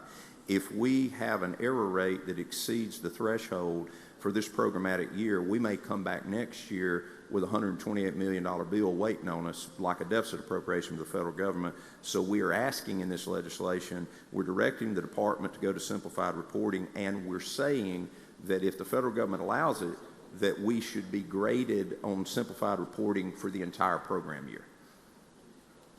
Okay, so it is complicated. It is complicated. So simplified reporting is different than what the HOPE Act report does, correct? That was correct, and it was forbidden in that statute as a part of that total act. Okay, but we're just going to use simplified reporting for now. Yes, I mean, that's what the law would be, yes. And once that gets in place, that third party gets in place, then we would go back to the checks and balances that we had before? No, we actually would have more checks and balances with the third-party income verifier because we wouldn't be relying on employees sifting through paperwork, trying to check, and human error intervenes. So what we would do is actually enhance the HOPE Act as it relates to the accuracy of reporting. And, you know, one of the things I would say to you is we had simplified reporting up and until the law changed in 2017, but it was 2019 before it actually was at full implementation. And prior to that implementation, we were never above the error rate with the documents that I've been provided, historically going back as far as 2005, and we've been over it ever since then. So we're clearly not, we're not getting better at what we're doing, and partly because we're not using technology. But the biggest piece is we are adding a degree of difficulty that none of the other 49 states are utilizing, and I think it is patently unfair for the state of Mississippi to have a penalty of $40 million or $128 million or $50 if we're being judged on a different metric than the rest of the country. Thank you very much, Senator. Appreciate it. And let's see, Senator Blunt. What question? Question, Mr. President. Question, Senator? I yield. Senator Blunt, you're recognized. Thank you, Mr. President. Thank you, Senator Sparks. So what's in your bill is leaving the HOPE Act in place except for the simplified reporting. The only thing that I understand from the department, and the department has not, quote, requested this from me, this is something that I learned in October or November from our friends at Accelerate Mississippi who were in D.C. for a conference. Dr. Courtney Taylor shares that information with me. I dig into it a little deeper. I asked a question directly of the department at a JLBC meeting. They acknowledge it will be a $128 million error. The simplified reporting seemed to be what would be needed. In further discussions, we recognized that we were not using technology as we should for that situation. I went to D.C. in December, specifically discussed this issue with our federal delegation, with several members, and went to a conference that was dealing with things like this. And so that's what brought me back to bring forward the code sections in Senate Bill 2765, which this body passed, I think, 52-0, that would allow us to have a vehicle to do what needed to be done. That bill, unfortunately, didn't make it across the finish line, so the HOPE Act was in this bill, and that is my strike all amendment, was to preserve all of the extensions of the repealers for the department as was contemplated, but only use the statute that I needed to address the problem that is the $128 million elephant in the room. Right, and I certainly agree with you about simplified reporting, and I think what you're referring to is the changes that are being imposed on the states as a result of a big bill that was going to pass last summer that's going to hit the state budget with more than $128 million unless we address the simplified reporting issue. Well, yeah, it definitely came out of, I don't want to call it HB1 and get it confused with something in the state. The federal HB1 included several provisions, but one that changed the cost sharing for admin. So our administrative costs, we the states, this is not picking on Mississippi, we the states are absorbing a larger percentage of the admin, and they are going to enforce a penalty for those who exceed the error rate. And when we look at the list, the majority of the states are over that 6% threshold, but we're the only state that is using a reporting model that makes it more difficult, more erroneous driven. And so that was the reasoning behind it, because good, bad, or indifferent, we all recognize the federal government is barreling toward $40 trillion in debt. And this is something I've said repeatedly in the one-door policy and one-door task force and other things, is that we as states are going to see less money from the federal government as a high likelihood. And it's why I want us to run more efficiently, more leanly, take care of the people who are eligible. But yeah, that's the reason this particular code section is brought forward, for the specific purpose of moving to simplified reporting of what we used to do, and we were below the error rate. Well, I think what I hear you saying is from that, the HOPE Act was passed in 2017. It gave a big contract to a private company. It made it harder for poor people to get the benefits they were entitled to. It imposed all these additional requirements at the state level that gave us the highest error rate in the United States, and dealt specifically with SNAP and TANF. And then a couple of years after that, we had the TANF scandal, which makes you wonder why they didn't want to give people money. Why don't we just repeal the whole thing? And why don't we've got the simplified reporting, which is fixing a problem that was caused by the HOPE Act. We need to fix it, and I know your amendment goes partway there. Why wouldn't we just repeal the whole thing? Well, I think a lot of people could look at legislation and say what happened 10 years ago, and I didn't get to vote on that bill. I didn't hear the debate. I did actually go back to the Mississippi College website and actually listen to some of the debate on that bill. But that very well, I mean, first of all, the majority of these two chambers passed it in 2017. So there should have been, and probably was, hearty debate, and there was dissent the same way if it was debated today. The issue was 10 years later, we have technology that we didn't have at that time. In addition to that, I would say Mississippi does not have the highest error rate. We're probably middle of the pack, maybe a little toward the top. Alaska had the highest error rate, and interestingly enough, Senator Murkowski managed to get Alaska exempted for 2 years from being penalized for the error rate. So I agree with you. There's things that get baked into legislation that I don't think is fair, but the $128 million is a real number. It's the number that I've heard from the department. Again, I'm not saying the department asked me to do this, because they didn't. I looked at the language. I looked at prior communications from the department.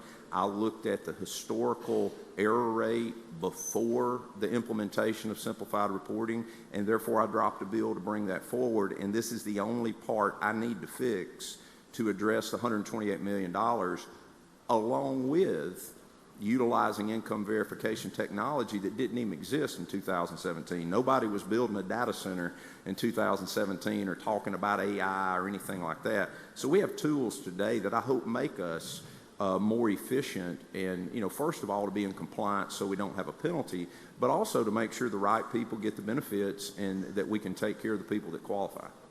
Okay, thank you. Thank you. Senator Dupree, for what purpose?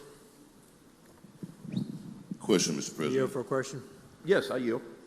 Mr. Chairman, as I understand it, simplified reporting basically, and it could be two things. It could change the time in which you verified 6 months to a year or 2 years or whatever. I don't know if it's in your bill to change it annually or whatever. The other thing is to verify the income, which makes it simplified. And I've worked with several federal agencies, and we've had to verify income. I know that I've been reported that the Secretary of State is using address verification by using a credit reporting system, which could be flawed. My question is, which reporting system, as far as income verification, would be relying on? Well, it'd be two things. One would be it would be up to a RFP or RFQ. In other words, it's not a particular company. I would hope we would use the best one we could afford, the most accurate one. There are certainly nationally available people that do this type of thing. There's also the people that kind of do the work for the federal government, and if they're the ones checking the homework, I sort of like for that to be the ones that we use.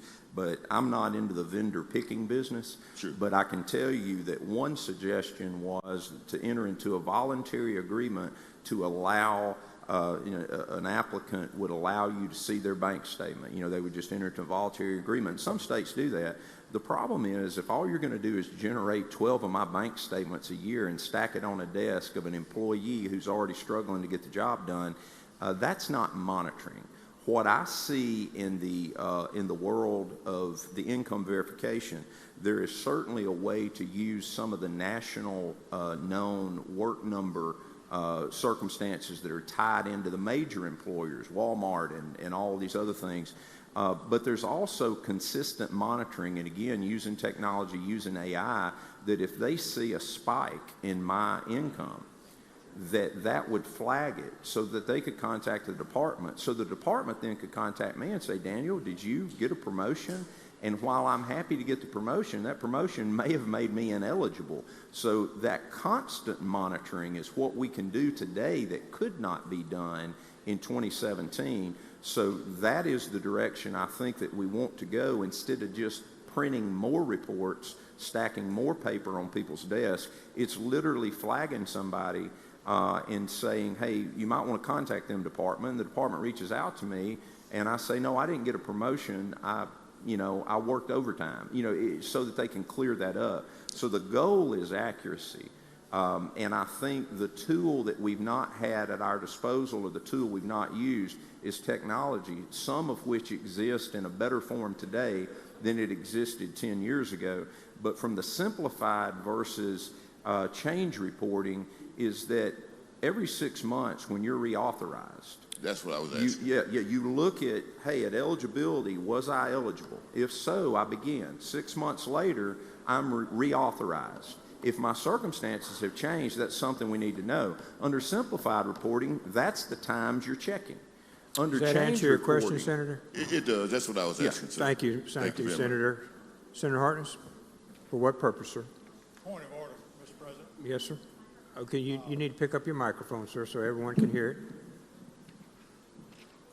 Further, Section 6 of Committee Amendment Number 1, which repeals the Medicaid and Human Services Transparency and Fraud Protection Act, also governs the division of Medicaid, making it not germane to the intent of the original bill and a violation of Section 60 of the Mississippi Constitution of 1890 and the rules governing this body.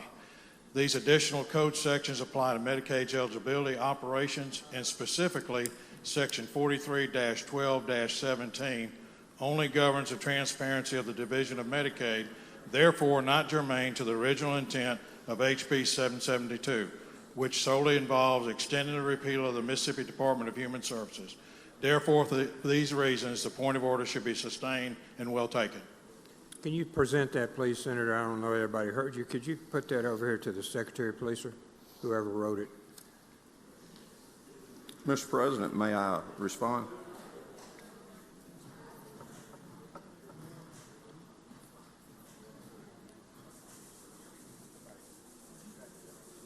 No, it does not go on the screen.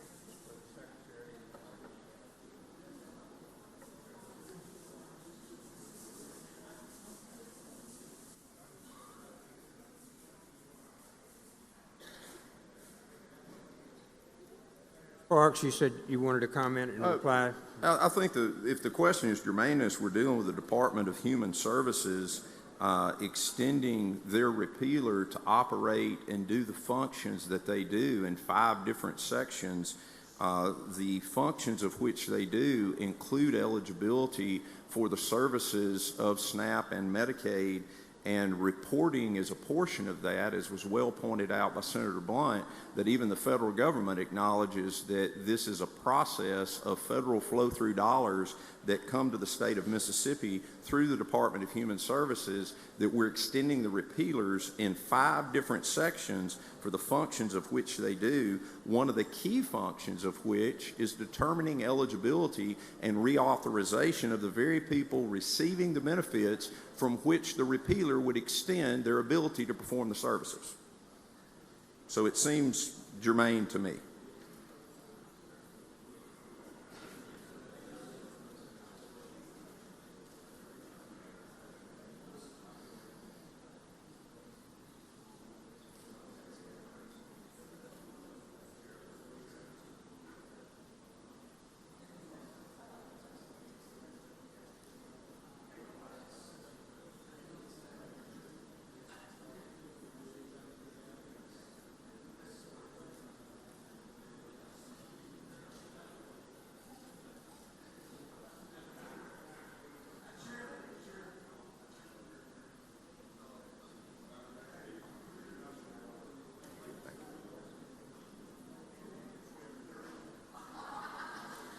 Furthermore, in Section 1, the Executive Director may assign to appropriate offices such powers and duties deemed appropriate to carry out the lawful functions of the Department.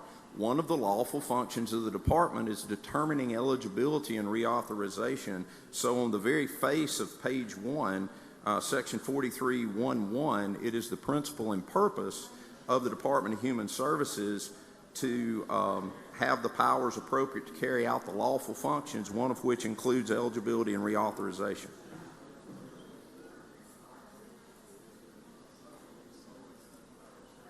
No.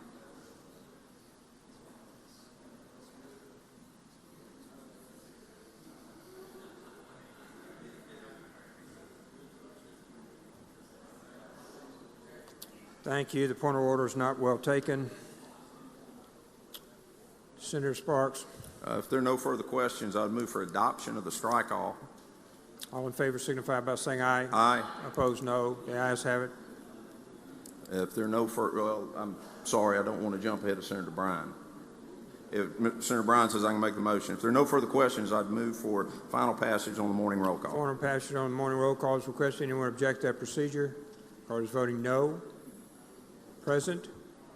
Present. Hill. Anyone else? Anyone else? No. Chisholm. No. Harkness. No. Harkness. Anyone else? Present. Tate. Anyone else? Anyone else? Seeing none, the bill passes. Thank you, Senator Sparks. Senator Blackwell, you recognize Senate. We've got a busy day yet to go. We're on the second one. So, Senator Blackwell. Thank you, Mr. President. I move Senate stand in recess to 1:30. All in favor signify by saying aye. Aye. Opposed, no. The ayes have it.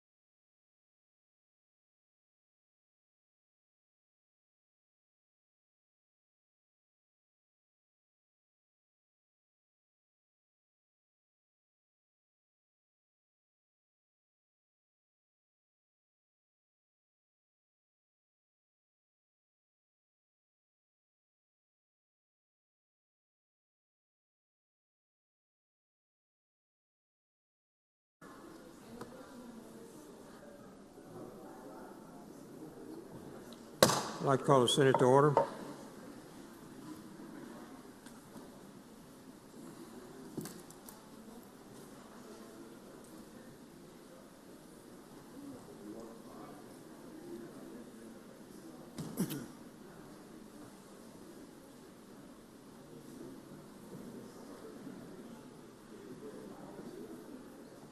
Senator DeBar. Thank you, Mr. President. I'd like to call up number 84 and have it moved to the title read, have it moved to the heel of the calendar. Mr. Clerk, please read the flag. House Bill 1395, School District provides certain provisions regarding sale or lease of unused property. Move to the heel of the calendar. Senator Johnson. Senator Johnson.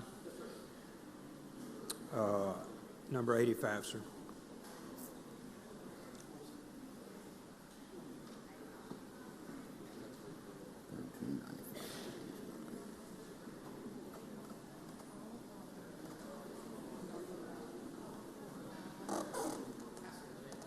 Pass and retain. Senator Michelle.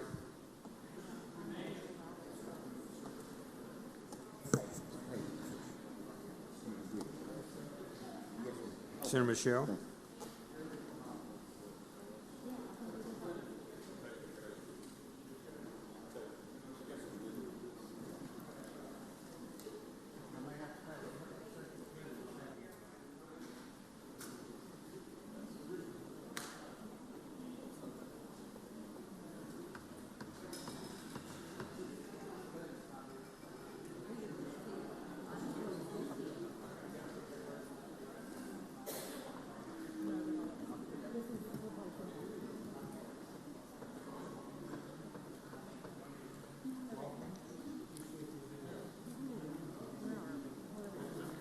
We are on 85. No, 86. 84 goes to the heel of the calendar. Skip 85. 86. Yes, ma'am.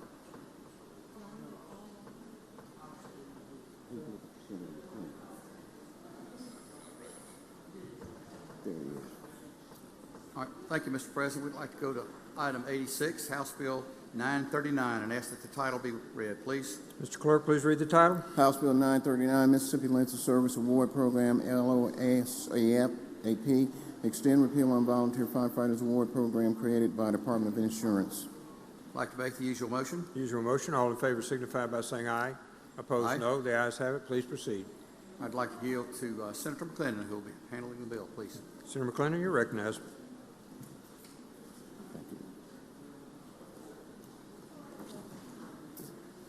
Thank you, Mr. President. House Bill 939, known as the LOSAP bill. We have passed this bill 3 times in this House. It is what pertains to our volunteer fire department. It's a bill that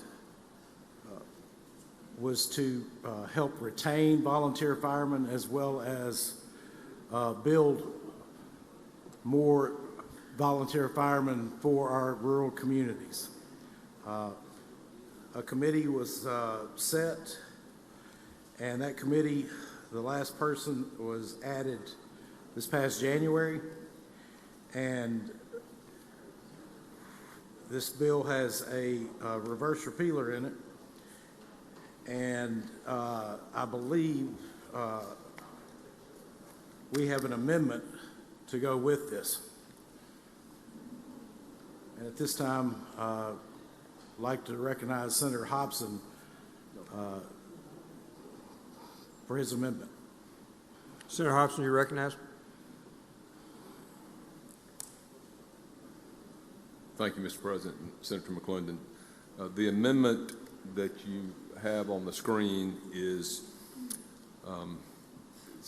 very, I'm going to say, rough form, because there's some things in here I don't know that we necessarily are going to land on. It does have a reverse repealer in it. What this is designed to do is to kind of re-implement our rural fire truck program. Y'all may recall that we worked with Senator Parker, worked on this a lot. He's no longer with us, but he worked on this, as well as Representative DeWeese and Senator McClendon, and I think Delano too. They've also helped with this. We had a rural fire truck program that had rounds, and you could draw down money, and one of the problems that we have found over the years is the smaller counties were having difficulty getting the money to be able to acquire fire trucks. The larger counties were having no problem with it. Anyway, after much discussion over a couple-year period, we think that that program needs to be reorganized a bit.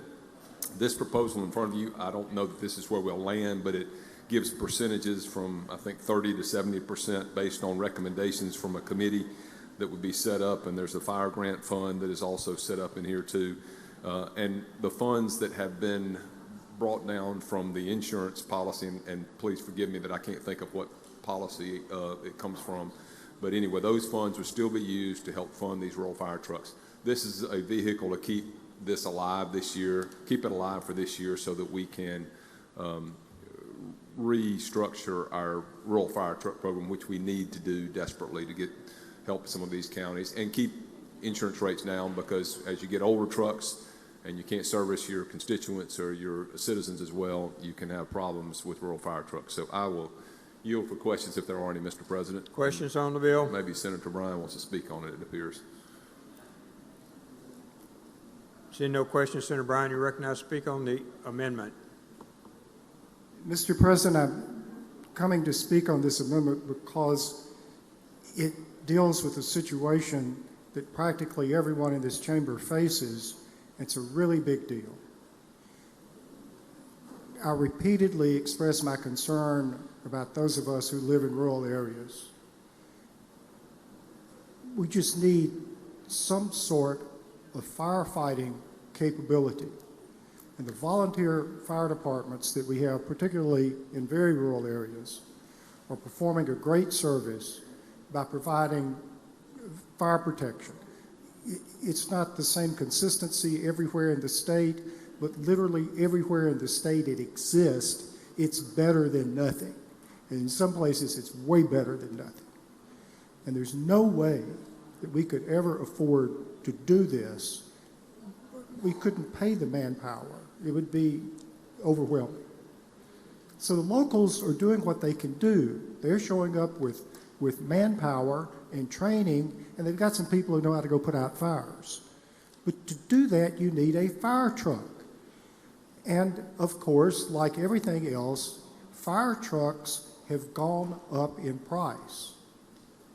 Fire trucks have gone up in price in particular because venture capital has discovered fire truck world.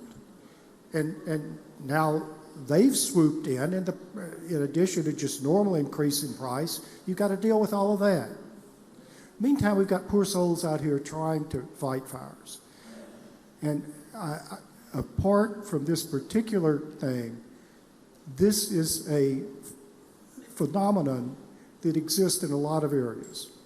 There are local people on the ground who are providing countless hours and countless value of volunteer work. But they can't buy these huge, expensive fire trucks.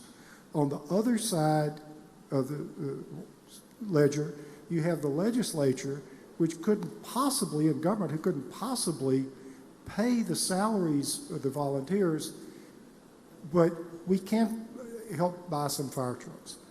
We need to do everything. We need to keep existing fire trucks qualified for longer periods of time. We need the whole ball of wax. But this is a really big deal. It's an example of situations that exist over and over. And frankly, I was almost to the point of being excited when I saw the amendment and was so moved in my heart that I thought I would come up and share with the chamber my enthusiasm about the amendment. Thank you. Thank you, Senator Bryan. No further questions or comments, Mr. President. I would move adoption of the amendment. All in favor signify by saying aye. Aye. Opposed, no. The ayes have it. Thank you very much. Senator McClendon, ready for your motion, sir. Thank you, Mr. President. I ask that the bill passes by, as amended, by use of the afternoon roll call. Use of morning roll call has been requesting. Anyone object to that procedure? Court is voting no. Present. Seeing none, the bill passes by use of morning roll call. Senator Barr. Thank you, Mr. President. I'd like to call up item 87, have the title read. Mr. Clerk, please read the title. House Bill 1212, University-Based Program, clarify funding allocations under the total funding formula. Make the usual motions. Makes the usual motion. All in favor signify by saying aye. Aye. Opposed, no. The ayes have it. Senator. Thank you, Mr. President. House Bill 1212 is a mirror bill to the Senate bill we passed earlier this session dealing with university-based programs. Those programs, if you recall, are the Children's Hospital, T.K. Martin, the Children's Center, and DeBard. Right now, if you recall, their funding is discretionary where they have to apply for grants. This just directs and puts it in statute that they will be funded by statute, and versus having to apply through the Department of Education and so forth, like they have to do presently. The effective language is on lines 123 to 26, and like I said, it's a mirror bill to the Senate bill that passed earlier this session. I'll yield for any questions, Mr. President.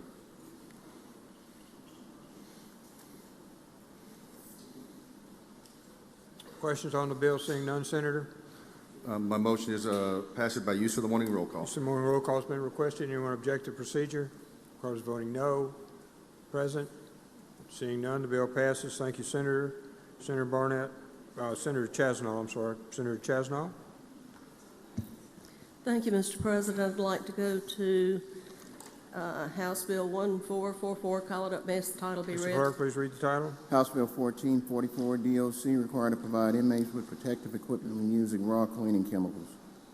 Make the usual motion. Senator makes the usual motion. All in favor signify by saying aye. Aye. Opposed, no. Ayes have it. Mr. President, we have a strike all. I'd like to explain it, if I may. Recognized to explain the strike all, ma'am. The only change to the bill is that we have put a reverse repealer in it so we can continue to work on it. And if there are no questions, I would like to suggest passage on the morning roll call. Seeing none, passage on morning. I'm sorry, we got to adopt the strike all. Oh, please, yes, sir. I'd like to adopt the strike all. All in favor signify by saying aye. Opposed, no. The ayes have it. Now, Senator. Yes, sir. And now I would like to suggest passage by the morning roll call. Passage on the morning roll call is requested. Anyone object to that procedure? Wish to be, of course, voting no. Present. Seeing none, the bill passes by use of morning roll call. 89 changes place on the calendar. 90 retains its place on the calendar. Senator Hickman. 91 retains its place on the calendar. Senator Simmons. We're on 92, Senate.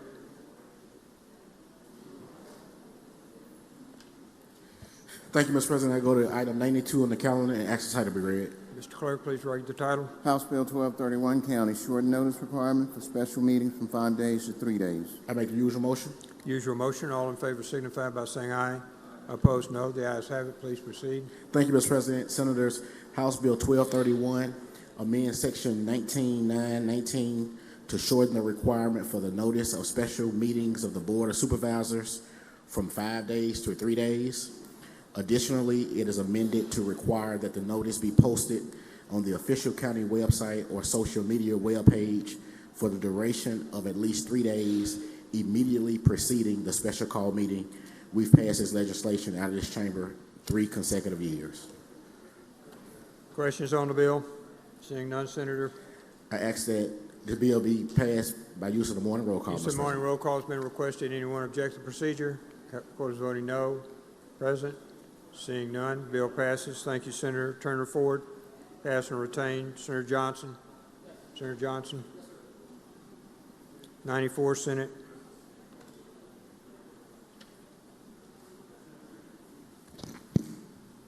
Thank you, Mr. President. I ask that we call that bill up and have the title read. Mr. Clerk, please read the title. House Bill 1150, Licensure of Land Surveyors, merge into Licensure of Engineers. Make the usual motions. Senator makes the usual motion. All in favor signify by saying aye. Opposed, no. The ayes have it. Please proceed, Senator. This is a strike all. I ask that you recognize me to present the strike all. Recognize bringing the strike all. Thank you. So this is a bill that has been before us multiple times over the last few years. And what it does is it consolidates code sections of the engineers and surveyors. This bill seemed complex, and there are some complexities to it, while at the same time there are some things that are very simple about it. And it has raised concerns over the last few years because it appears like there is a significant amount of new language going into code, which actually comes from existing language that has been moved to account for the boards being combined. Most of what this bill does is combining language that is already in different parts of code into one section of code. There are a few new things that it does, which would be changing the age of someone who can serve on the board from 32 to 35, and we did amend in committee to keep the 4-year rotation of board terms the way that it's consistent with Senate Bill 2799 from a couple of years ago. I have an amendment that would address one concern that has been brought up by attorneys that do land titles. They believe that under current law there are potentially some risks in them doing what they already do, which is sometimes clarify language for a legal description. This would include scrivener's errors or other small errors. So we have an amendment to clarify that I will bring up at the appropriate time. But with that, I'll answer any questions regarding this piece of legislation. Seeing none, take back. 1 second. Senator Seymour, for what purpose, sir?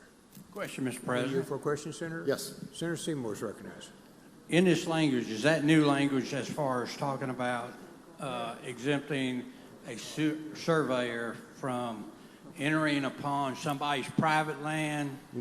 No, sir, that's without existing. Being trespassing? That is existing language that's being moved. So it appears to be, it's underlined because it's new in that section. It is in existing code. I kind of beg to differ. There's some circumstances that is allowed, but if I am not involved with whatever they're surveying, I believe the way this is worded, it's going to create an avenue for them to cross somebody that's not involved in his application or his job. So I have just a spreadsheet that shows where language comes from. It is in number 103 in the old language. It's going into number 47 in the new language, and it's the same language. Thank you, Mr. Chairman.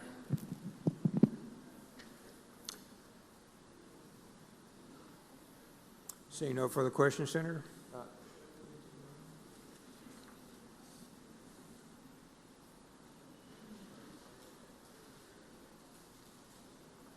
This language simply exempts attorneys from having to become surveyors to make edits to a legal description. And this has been agreed on by all parties. Seeing no questions, Senator? Move adoption of the amendment. All in favor signify by saying aye. Aye. Opposed, no. The ayes have it. If there are no further questions, move final passage. Final passage by use of the morning roll call. Anyone object? No. Seymour, no. Wait, we didn't adopt the strike off. I thought I'm sorry. did we adopt the strike off? I adopted the amendment, but Okay. I apologize. Move that we adopt the strike all. Do we adopt the strike all? All in favor signify by saying aye. Aye. Opposed, no. The ayes have it. Move Now, passage using the morning roll call. use of the morning roll call. Whoa, just a minute. Hold on. Okay, here we go. Senator Hill?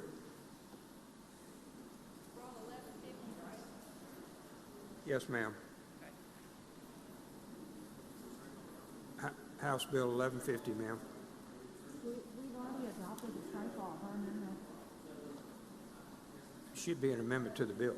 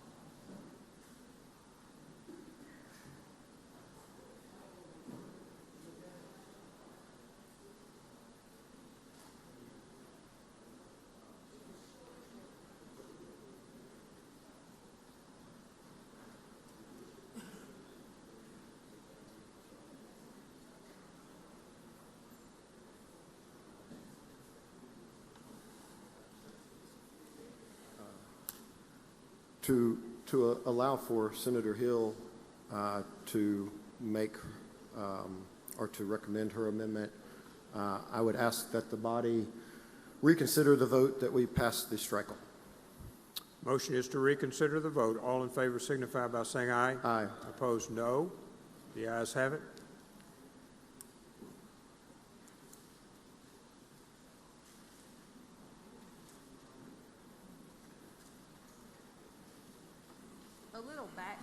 A little background before I explain the amendment. The Board of Engineers and Surveyors in the past have sued to shut companies down.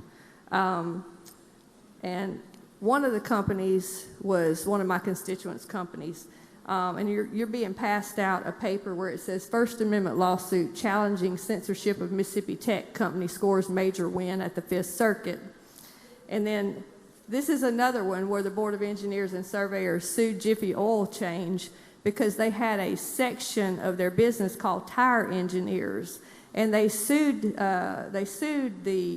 this company because they didn't want them to use the name Tire Engineers in their business. And the appeals court, Fifth Circuit of Appeals, ruled in favor of the business again. So, being that the Board of Engineers and Surveyors tried to shut a business down that was taking publicly available data on a deed and putting it into a GIS computer program and creating a picture, they said that this business was surveying without a license. So what I would like to do, because the Fifth Circuit ruled in their favor and sent it back to the federal court, to the district court, and said, work this out, I would like to put an amendment in there because there's already an amendment in there that carves out title attorneys, because we didn't want title attorneys being listed as somebody that's surveying or engineering, because they may actually have to change a number on a deed or something for a title. So what my amendment would do is make sure that this litigation never happens again, that my folks had to fight and pay for all the way to the Fifth Circuit, and the fact that this Board of Engineers and Surveyors has twice cost the state of Mississippi having the Attorney General represent them in frivolous lawsuits to shut businesses down, and lost both times at the Fifth Circuit. I would like to put an amendment in here on line 1256 that excludes the practice of generating maps exclusively by use of publicly available legal descriptions or property in conjunction with aerial or satellite imagery, or in the performance of geographic information services or parcel mapping services.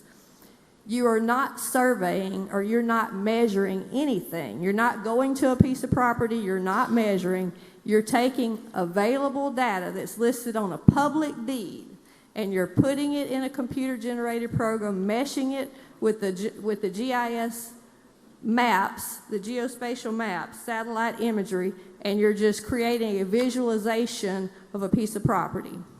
So based on these lawsuits and the history of this board trying to shut businesses down and losing at the Fifth Circuit, I want to make sure that no other company that's creating these services that are being used by banks that don't necessarily need a survey, I want to make sure that this doesn't happen again. And I think that the Fifth Circuit would be supportive of what this amendment does to make sure that this doesn't happen again. And I think the chairman may oppose the amendment, but giving a declaratory opinion to this company to say we won't ever go after you again is not enough for me. I think the statute needs to be changed, because we need to stop these boards from being anti-competitive and using the power of the government to try to shut down small businesses. And that's all I'm asking. They're not surveying when they're not going out and measuring. And the court said that they have a right to do this. So that's why I would like to just put these simple 2 or 3 sentences in there. If we're going to carve out title lawyers and people that create titles and do closings, then we need to do the same thing for these folks that are doing a service for the banks. And that's what I'd ask you to support. Senator Johnson, you're recognized to speak on the amendment. Senator Delano, for what purpose, sir? I'd like to speak on the amendment at the proper time. Please proceed. One moment, Senator Johnson, you speak last.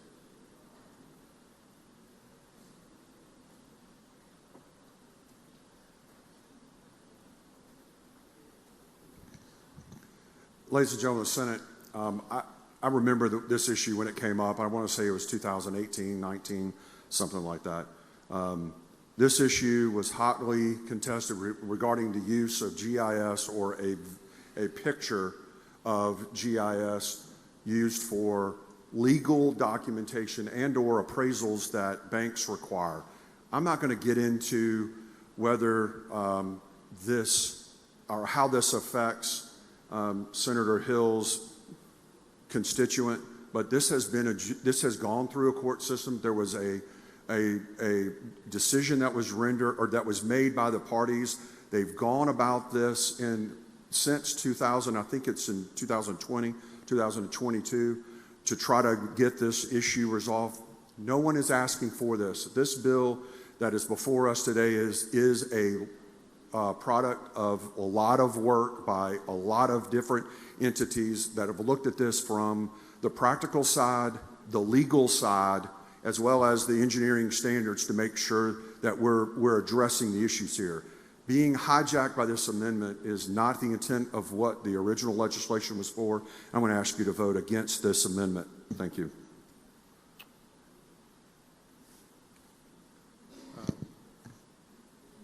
Senator Johnson. Thank you, Mr. President. Following up on what Senator Delano said, this is something that, as Senator Hill also said, has been resolved in federal court.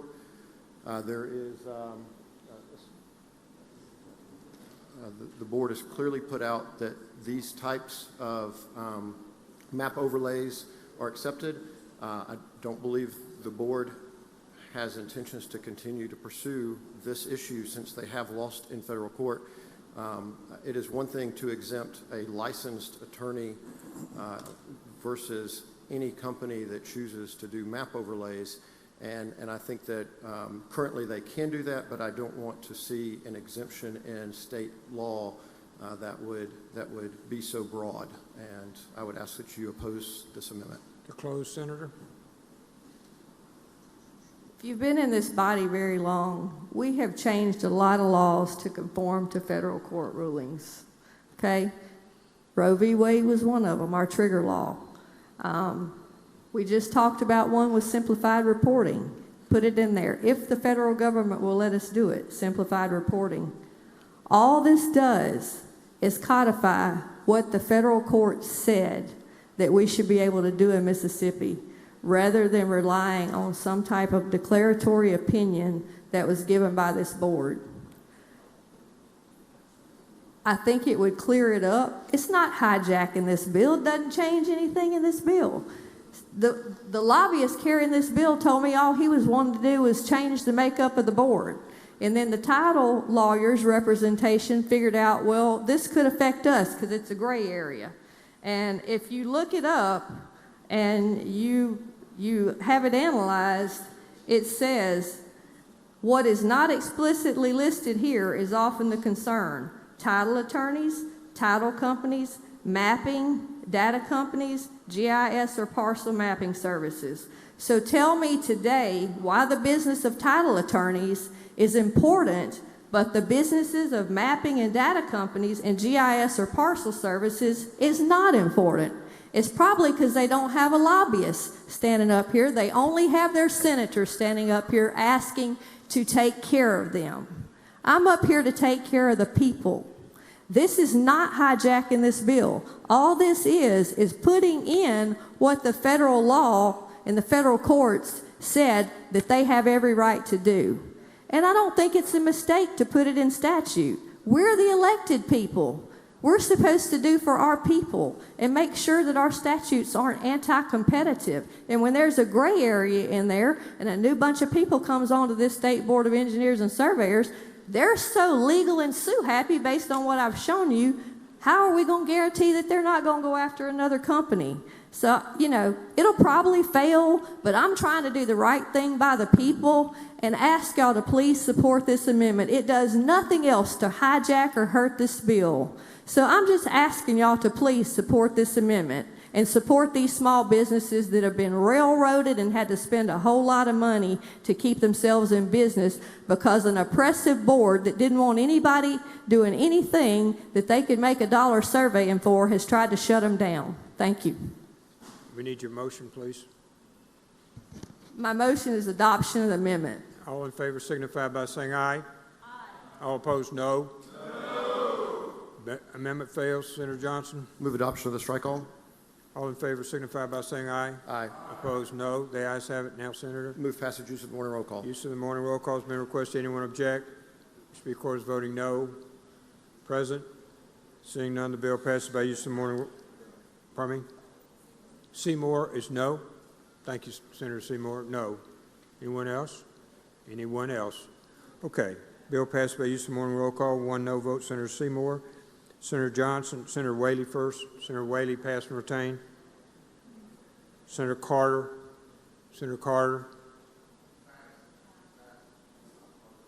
Pass and retain. Someone else is in your chair. I'm sorry. Senator Johnson. Senator Johnson, pass and retain. Senator Johnson, pass and retain. One moment, please. You get on pass and retain, Senator? Yeah, we're at 98, sir. Okay. All right, Senator Michelle, 99. Thank you, Mr. President. Go to item 99, House Bill 557. I ask the title be read. Mr. Clerk, please read the title. House Bill 557, Health Insurance Requiring Reimbursement to Pharmacists for Certain Services and Procedures. I'd like to make the usual motion. Senator makes the usual motion. All in favor signify by saying aye. Aye. Opposed, no. The ayes have it. Please proceed, Senator. I ask that Senator Rhodes be recognized to Senator Rhodes, you're recognized. Strike all.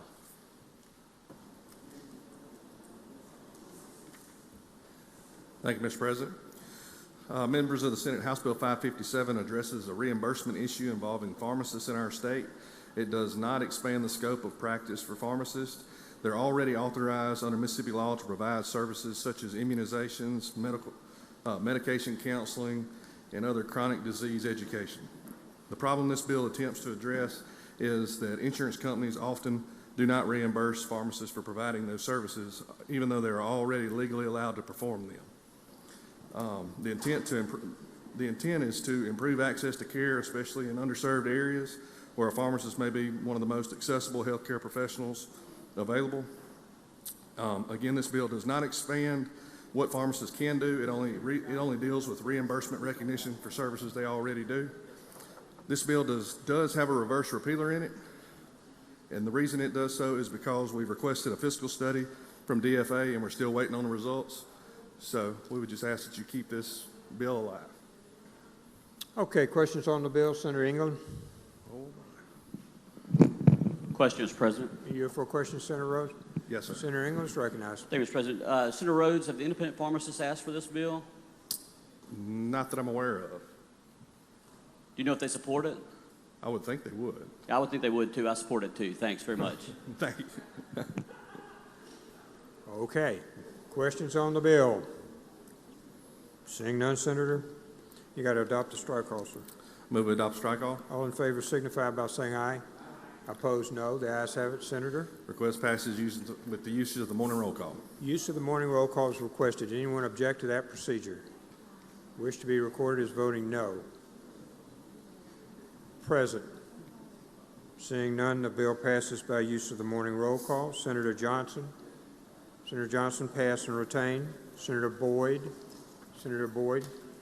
Senate, we're on Bill 101. Pass and retain item 101, Mr. Chairman, and go to item 102, please. Mr. Clerk, please read the title. House Bill 1488, University of Southern Mississippi authorizes sale or into long-term lease for use of university property. Make the usual motion. The usual motion. All in favor signify by saying aye. Opposed, no. The ayes have it. Please proceed. Recognize Senator Johnson to explain Senator Johnson, you're recognized. Thank you, Mr. President. This bill has two parts to it. One part deals with the University of Southern Mississippi. In the 1920s, they were gifted approximately 600 acres that is located on the north side of Hattiesburg, and it has served many functions for the university. Up until about 25 years ago, it also served as their golf course. But over the last 10 to 15 years, there has been an effort between the city of Hattiesburg, the university, our area development partnership, and MDA to put site development money into this area and put a master plan together for a large-scale development. As that happens, the university will be selling parts of this land. In current law, they have the ability to do that. They can do either a lease or make a sale of parts of the property. Currently, they have a 22-acre parcel that they are working to finalize the sale on. But through the channels of state law, it is a long process that also requires several things to be publicly disclosed. And so a private entity that is looking to make that development is not overly anxious to lock in a long-term contract, invest the money with no guarantee they're going to get the property, and with the high cost associated with that, it's an investment that they're not willing to make. And so this bill would allow for DFA to opt out of the process. It does not say they have to, it just allows them to, so they can pre-screen or pre-do the parts that they would normally do, or they can just choose to allow for the process to go forward. This would still keep requirements about making about appraisals and making sure that there's 2 appraisals. It also keeps parts that make sure that the IHL board will sign off on the project, and so there's checks in place. It would just streamline and improve the process. So this language simply allows for DFA on their discretion to opt out of the process. It additionally adds a financial literacy component to colleges and IHL. It requires that there would be a 1-hour financial literacy course offered to college-age students. It can be a pass-fail course. It does not have to be a ABC graded course, and that's an explanation of what this strike-all does. Questions on the bill? Senator Dupree. For what purpose, sir? A question, Mr. Will you President. yield for a question? Yes. Senator Dupree, you're recognized for a question on this bill. Senator Johnson, has this been done before where we've not allowed other institutions to use DFA and kind of went around it? I believe so. I can't point to, I've heard that there has been that has happened before, but I can't tell you for sure which one that happened on. I think state has also used this formula to make this happen the same way. I think USM is the only one that still has to do the same, has to use the same formula because this was done like in the 1920s or so. But no other institution has to do this except USM. Okay. So just food for thought. The other thing is, where would the funding go if allowed to lease or sell? Would they go to USM? Yes, nothing in this bill changes that. Whatever those requirements are now, this bill does not affect that. Okay, thank you, sir. Thank you. Any other questions? Seeing none, Senator. Move adoption of the strike-all. All in favor signify by saying aye. Aye. Opposed, no. The ayes have it. Move passage using the morning roll call. Use of the morning roll call has been requested. Anyone object to procedure? Court is voting no. Present. Seeing none, the bill passes by use of the morning roll call. Senator Carter. Pass on 103, have it retain its place on the calendar, and go to item 104, House Bill 1677, have the title read. 103 retains its place on the calendar. Mr. Clerk, please read the title. House Bill 1677, Metro Jackson Water Authority Act, create. Make the usual motion. Usual motion. All in favor signify by saying aye. Opposed, no. The ayes have it. Please proceed. Senator Carter. Asked to be recognized to explain strike all. You're recognized to explain the strike all. Thank you, Mr. President. All right, so what this bill does, it ensures safe and reliable water and wastewater systems, stabilize system operations and finances, and the best position the system for long-term viability and success, restore customer confidence in the system, rebuild bond market confidence in the system. It establishes the Metro Jackson Water Authority. It authorizes the lease of the system assets from the city, include authorization for the authority to issue special revenue bonds to pay off outstanding legacy system debt. The new issuance will be secured by another revenue stream until the system can stabilize. Refinancing the existing system debt with non-system revenue bond proceeds will allow the authority to immediately recognize significant expense reductions, allows for transition from interim third-party manager to authority. Authority will be contractually responsible for management and control of the system.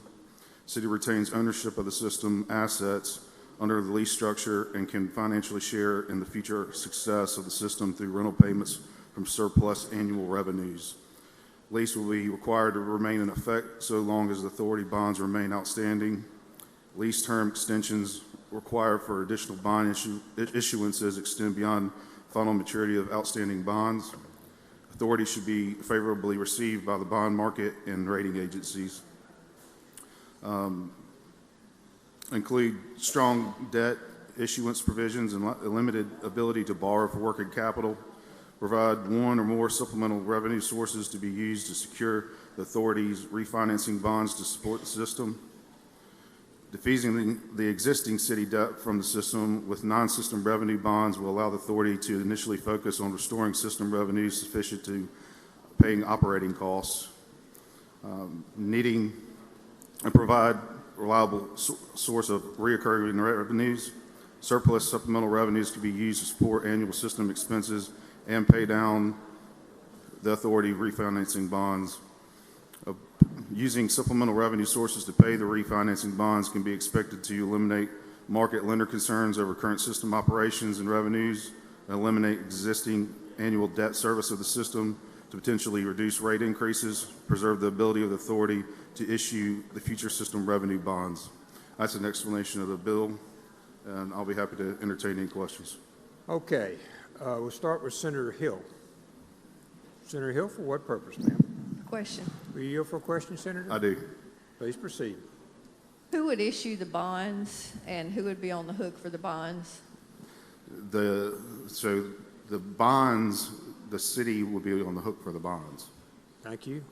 So can't the city already bond without us giving them permission to bond? I know my city can bond. My county can bond. So why do they need special permission? If the city's going to do it, or is this water authority going to do it? Let me correct myself. The water authority, the new water authority will be the one. So is the state going to be in any kind of, have any kind of liability on the bonds, or is it going to be solely on them? No, because this is an agreement with the city of Jackson, and the new authority will be leasing the city of Jackson's assets. And those assets are the ones that are held as the collateral for the bonds. So there's a bunch of code sections that are brought forth at the very end about municipal sales tax and all kind of code sections for the purpose of possible amendment.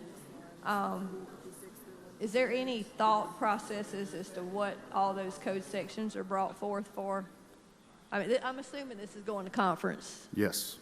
Is there any thought processes as to what all those code sections are brought forth for? Any, just foresight as to what may be done with those code sections that are brought forth? Those code sections are brought forth to continue to work through this bill. It's a very complex bill. This thing's got 67 sections in it, and we've been negotiating since the bill was introduced. If you recall, I didn't bring up the Senate version of this bill, and we're on the House bill, and this thing has changed so much since then, and it's going to conference, and we're going to continue to work. Yeah, I think I was looking at the Senate strike-all is what I think I was looking at. Yeah, I was looking at the Senate strike-all. Yeah. And it does have a reverse repealer in it. Yes, ma'am. Thank you. Okay, seeing no further questions, Senator McMahon, you recognize?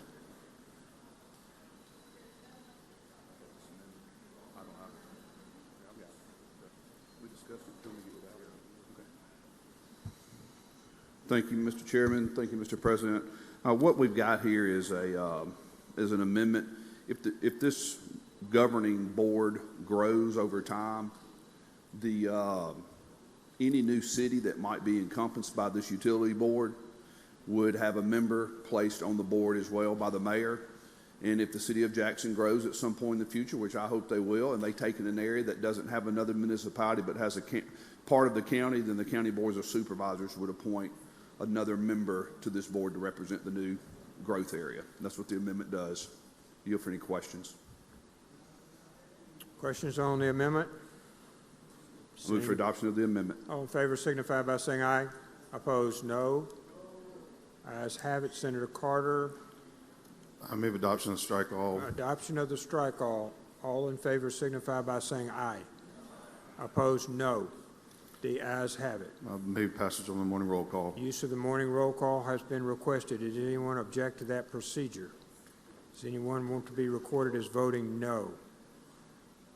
Ms. Secretary, if you'd join me. Blunt, no. Norwood, no. Mumford, no. Frazier, no. Simmons, no. Blackman, no. Tate, no. Anyone else? England, no. Anyone else? Seeing none, the bill passes by use of the morning roll call. Thank you, Senator Carter. Senator Boyd. Senator, one moment. Senator Fraser, for what purpose? Introduction, please. Please proceed. I would like the senator to make welcome a representative from the Quebec government Atlanta office, Representative Natalie Rivard in the West Gallery. So please make her welcome.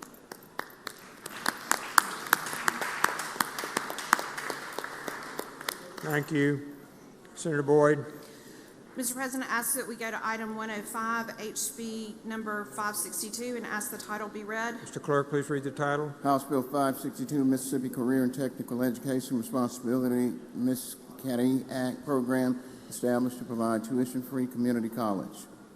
I make the usual motion. Senator makes the usual motion. All in favor signify by saying aye. Aye. Opposed, no. The ayes have it. Please proceed.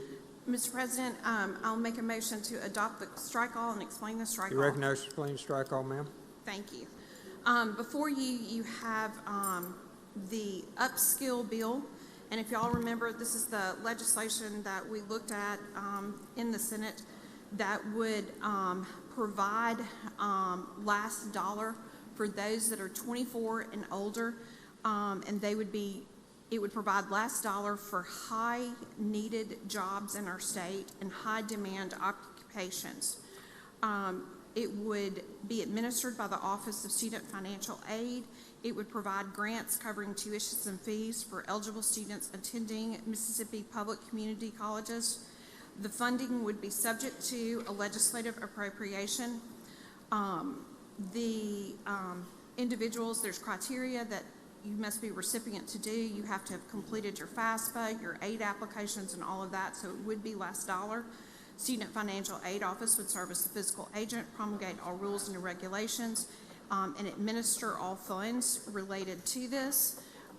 They would submit annual reports to the legislature. This is a pilot program, and again, it would be subject to appropriation. Students involved in this program would be assigned student advisors or success coaches that would work with them throughout this process. The institutions would have to work with them on all of these issues and help them make sure that they can connect them with apprenticeships and practicums. We've also put in here that the program needs to be flexible. It needs to be offered weekend classes, evening classes, and online options because it is designed for people that are already in the workforce that need to be upskilled. We also would be requiring a substantial amount of reporting requirements so we could evaluate the effectiveness of these dollars. Accelerate Mississippi would identify these high priority workforce programs where degrees or certificates would qualify for these grants. And that is an explanation of that.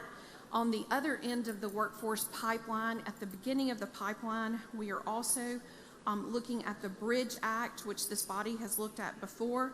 This would require the Department of Education to develop policies, procedures to where that they could develop programs for special needs education programs and for CTE programs, so that they could identify how districts would be able to do partnerships with community colleges and different organizations to make sure that these children could be put into these programs. They would come back to the legislature with a report in October of this year, making suggestions on the workforce demand analysis, participating school districts, identifying post-secondary partners, employer participation, how it would need to be structured and the cost of this, and how it would be Perkins aligned. They would also do the same thing on the special needs programs and looking at all of those factors. This is an explanation of the bill, and I'm happy to answer any questions.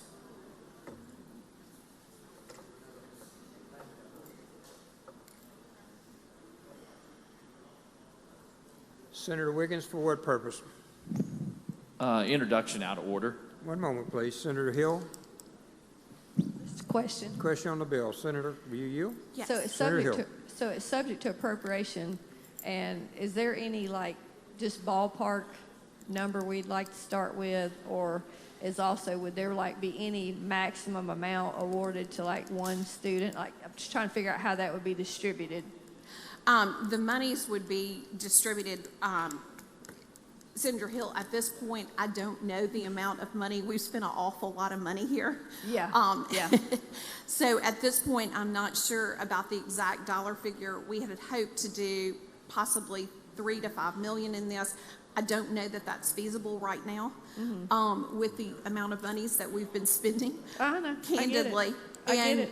So, anyway, I hope that we can start this pilot program. It's been very effective in other states, and it has showed a great return on investment in those other states. So the number of people that we could put in it, you're not sure about that yet either? I'm not sure because I don't know the number that we would have at this point. Thank you. Seeing no further questions, we're on the strike call. Senator Boyd. Make a motion to adopt the strike call. All in favor signify by saying aye. Opposed, no.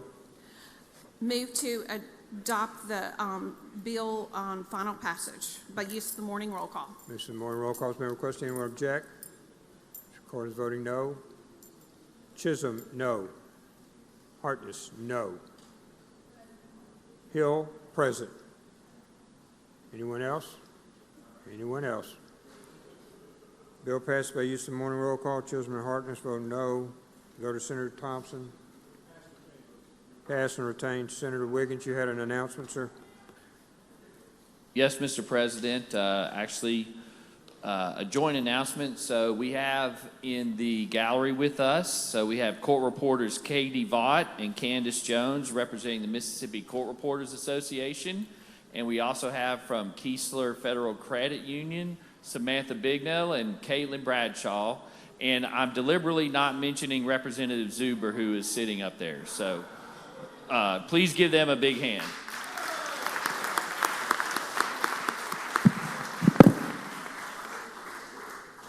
Good to see you, Candace. Senator Dupree, for what purpose, sir?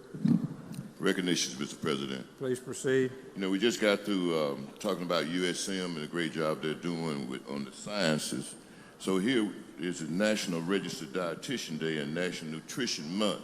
So in the North Gallery, we have a registered dietitian and students. A large portion of them are from Hattiesburg. The state is Miss Anne Marie Gregory, and she is from Greenwood. So give them a hand for helping us eat right. Thank you all. Thank you all, and welcome, Senator Sparks. Thank you, Mr. President. I'd like to go to number 107, have that item called Mr. Clerk, please read the title. House Bill 338, 2026 Instruction Training Assistance Fund, create and provide funding for. Make the usual motion. Senator makes the usual motion. All in favor signify by saying aye. Aye. Opposed, no. The ayes have it. Please proceed, Senator. Thank you, Mr. President. I'd like to explain the bill, and then I will have an amendment at the appropriate time. This bill creates a fund for the purposes of training in the construction trades, a grant program for K-12 and community colleges. This program will be overseen by Accelerate Mississippi. This will be a diversion from the tax revenue that is collected on the general contractor tax, and that is an explanation of the bill. I have an amendment at the appropriate time as a reverse repealer to kind of get to the point of what the actual dollars need to be that I would expect this bill probably to proceed to conference. But I would yield to a question. Questions on the bill? Seeing none, Senator. Any questions on the amendment? If not, move for adoption of the amendment. Adoption of the amendment. All in favor signify by saying aye. Aye. Opposed, no. If there are no further questions, move for final passage on the morning roll call. Senator Hobson, you're recognized. Question, Mr. President. Yield for a question, Senator Sparks. I yield. Please proceed. Thank you, Senator Sparks, and thank you for putting the reverse repealer in there. Do we have an idea about how much, if this bill were to pass, how much it would be, how much tax it would be that would be diverted from Yeah, the general and that's fund? the question that I have for DORs, because I got two different numbers. I got one very large number when we talked about the contractor tax, and then I had a portion of the contractor tax that appears to flow to EEF funds, which is what I think the author of the bill is expecting.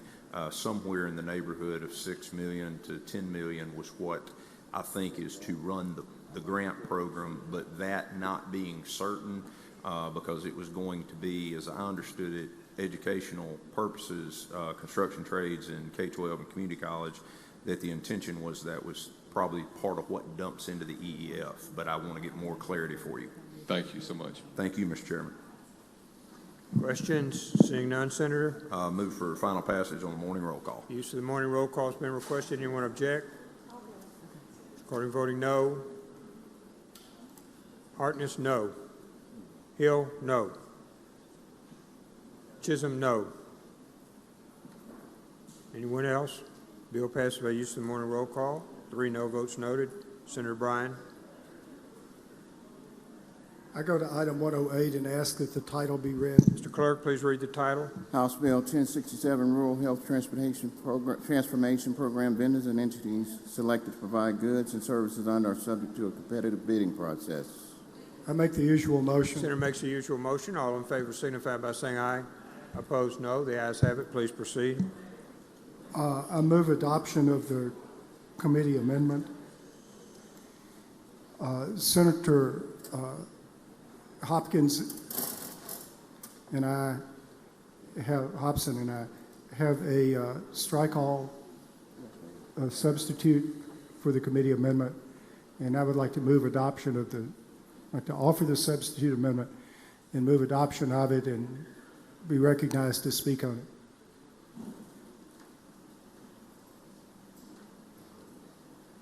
Motion is to adopt the substitute amendment. All in favor signify by saying aye.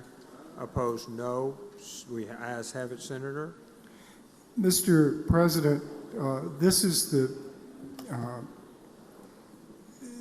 the piece of legislation that deals with the Rural Health Transformation Program. This is the enormous amount of money that's coming to the state from the federal government. The governor, as I understand it, takes the position that the money went directly to the governor's office and that there's no action at all needed on the part of the legislature, that he will determine how the funds are spent. I know that there have been meetings about these funds. The meetings have not been public. And so far as I know, there's been no comprehensive briefing of anyone in the legislature about what the actual intentions are. I know there have been some 30,000-foot discussions, but they've been brief, and that's been about it. I'm concerned about this. I think a lot of other legislators are concerned about it. First of all of the money that we're spending on health care needs to be coordinated, and that's not what's happening. Just off the top of my head, there's the opioid settlement funds, and somehow, some way, this legislature passed a law, which of course I found about when it was on the calendar, setting up this group of folks that all met and had meetings and decided that they should get the opioid money, generally speaking, but it was not coordinated with anyone else. We have constant tax credits coming out of the Finance Committee that deal with public health and involve spending money on public health. There is this so-called health zone bill that was passed back when Phil Bryant was governor, and it was intended to encourage medical entities to locate in a corridor close to University of Mississippi Hospital, Baptist Hospital, St. Dominic's Hospital, in that general area. Instead, the definition of the area was extended to now it's 70-something counties. And in fact, what's going on is people are getting tax credits for moving out of the area that was the original zone into someplace else. It's an enormous amount of money that's being spent on health care for no good reason. It's not doing anything except randomly giving people a present for doing what they were going to do otherwise. But it's out here in this world all along, and we keep extending the repealer for reasons escaping human understanding. Then we're going to have another tax credit that says you can write a check to your hospital and you don't have to pay your state income tax. This is money coming out of the general fund. This is not coordinated with anything else. There was a bill out of Judiciary a couple of days ago, something else dealing with health care. And then there's the regular appropriation process. All of this needs to be coordinated. It's beyond comprehension that I need to even come up here and say that there needs to be coordination. But that's what's going on. And I made a mistake once in making this argument when I said that I did not want to be in charge of everything. That's not accurate. I do want to be in charge of everything. I want to be in charge of our Ukraine policy. I certainly want to be in charge of historic preservation. I mean, yeah, but that's not the point. The point is not for me personally to make these decisions. In fact, my first instinct is to defer to the people on appropriations who work in that territory. I think everybody needs input. I'm just saying that somehow, some way, all of this needs to be coordinated. And a huge hunk of that is this transformation money. Now, another thing that's of concern is I can assure you there are going to be a lot of consultants. And I'll assure you there are going to be a lot of people hired to administer things. And I assure you there are going to be winners and there are going to be losers. All of these decisions are being made behind closed doors. And I don't think it's good business. I don't think it's good government. And I think somebody somewhere ought to do something. Which gets us back to the bill that's before us. Senator Hobson and I have offered this amendment which brings forward the bill that has come to us from the House with a reverse repealer so that we can get this bill in conference. The continuing struggle is to determine that we don't do anything that would run afoul of federal regulations. It's just that it's very hard to get a clear, comprehensive answer of what that is. So for that reason, we're asking the Senate to keep this vehicle alive, and that's why the bill is before you. If there are no questions, I suggest use of the the morning roll call.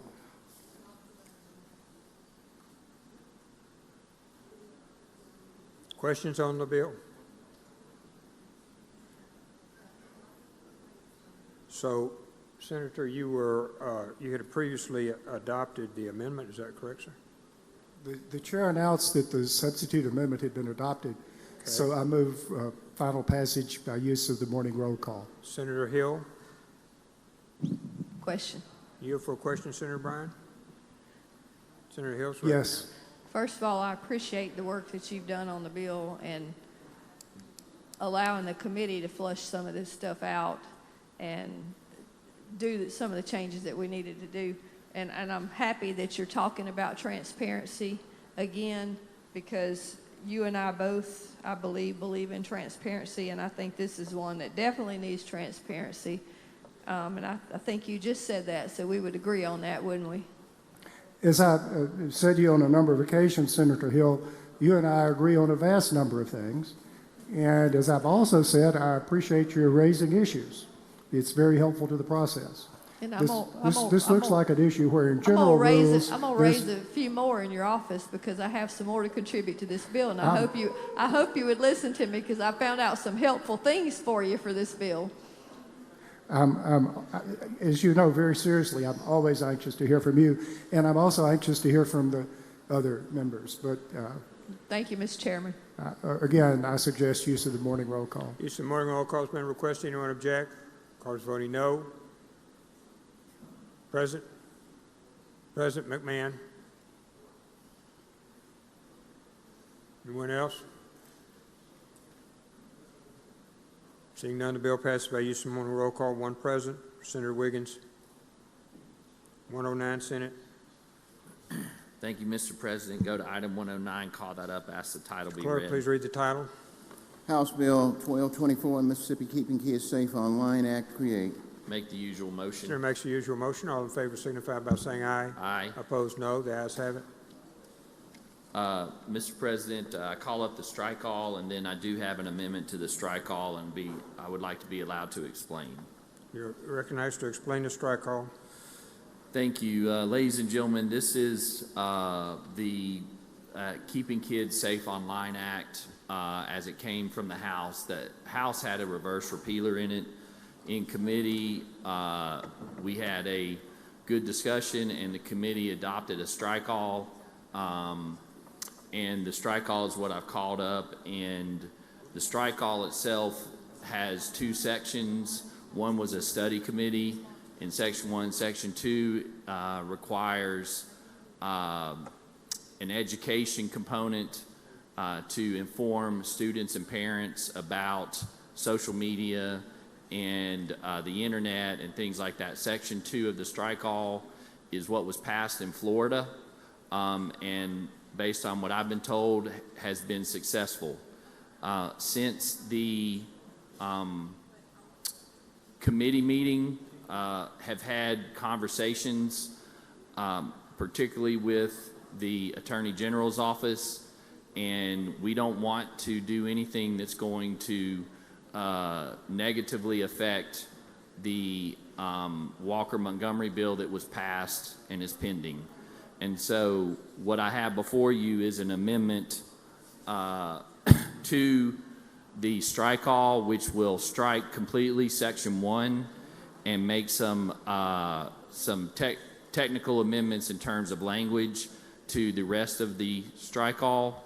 And that's what the amendment does. And so, Mr. President, I would like to, I'll be happy to take any questions on the amendment. And then if there's no questions, my motion would be to adopt the amendment. Motion is to adopt the amendment. All in favor signify by saying aye. Aye. Opposed, no. The ayes have it. Mr. President, my motion is to adopt the strike all as amended. That's my motion. Be happy to take any questions. Seeing none, all in favor signify by saying aye. Aye. Opposed, no. The ayes have it. My motion is that we do passage on the morning roll call. Passage on the morning roll call. Anyone object? According to voting no. Present. Seeing none. Bill passes by use of the morning roll call. Senator England. Pass and retain. One moment, please.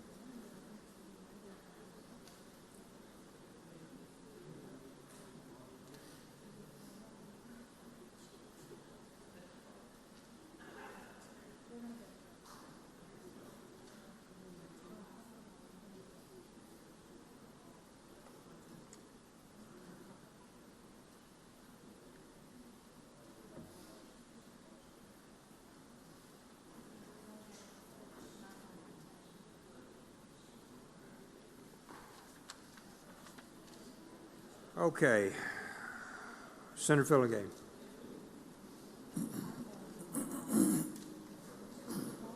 Sorry, Senator Filligay, I missed you on the first, so you're up, not Senator England. No problem. Thank you, Mr. President. Let's go to item 110, call it up and have the title read. Mr. Clerk, please read the title. House Bill 377, the Missing Persons Reporting and Identification Act creates will require input of missing persons in NAM-US. I make the usual motion. Senator makes the usual motion. All in favor signify by saying aye. Aye. Opposed, no. The ayes have it. I'd like to call up the strike all amendment, and then I have an amendment to the strike all that I would like to explain. One moment. Okay, strike calls up. And well, you want the amendment first, Senator? Yeah, this is a substitute to the strike all that I have that we'd like to explain. Okay, please proceed, Senator. Thank you, Mr. President. The strike all amendment to House Bill 377 is language that we in the Senate sent to the House unanimously 2 years ago in 2024. Later, unfortunately, that session, it died on the House calendar, but the strike all is extremely similar to House Bill 377 in its language. The difference is, while House Bill 377 only addresses missing person cases, the strike all amendment addresses both missing person cases and unidentified person cases. The strike all amendment involves and includes a reverse repealer and provides certain procedures for law enforcement agencies concerning investigations into missing or unidentified persons. It requires a law enforcement agency to initiate certain procedures upon the receipt of a credible report of a missing or unidentified person, or requires certain information about that missing or unidentified person to be entered into the National Missing and Unidentified Person, or NAMUS system, a free nationwide database. The strike all amendment also prohibits a law enforcement agency from requiring a delay before accepting a report or requiring the appearance of a next of kin before initiating a missing persons investigation. Also, a law enforcement agency or state medical examiner would enter a report of a missing child into the National Missing and Unidentified Person system without delay. It also requires a state medical examiner to test the DNA of unidentified human remains using forensic genealogy testing. The strike all amendment would also conform a number of sections in Title 41, and again, it does include a reverse repealer. So that's what the substitute to the strike all does. Seeing no questions, Senator? I move adoption of the amendment. All in favor signify by saying aye. Aye. Opposed, no. The ayes have it. Move adoption of the measure by use of the morning roll call. Use of the morning roll call has been requested. Anyone object? Court is voting no. Present? Seeing none, the bill passes by use of the morning roll call. Senator England, pass and retain. Senator Thompson. Senator Thompson, we're on 112, sir.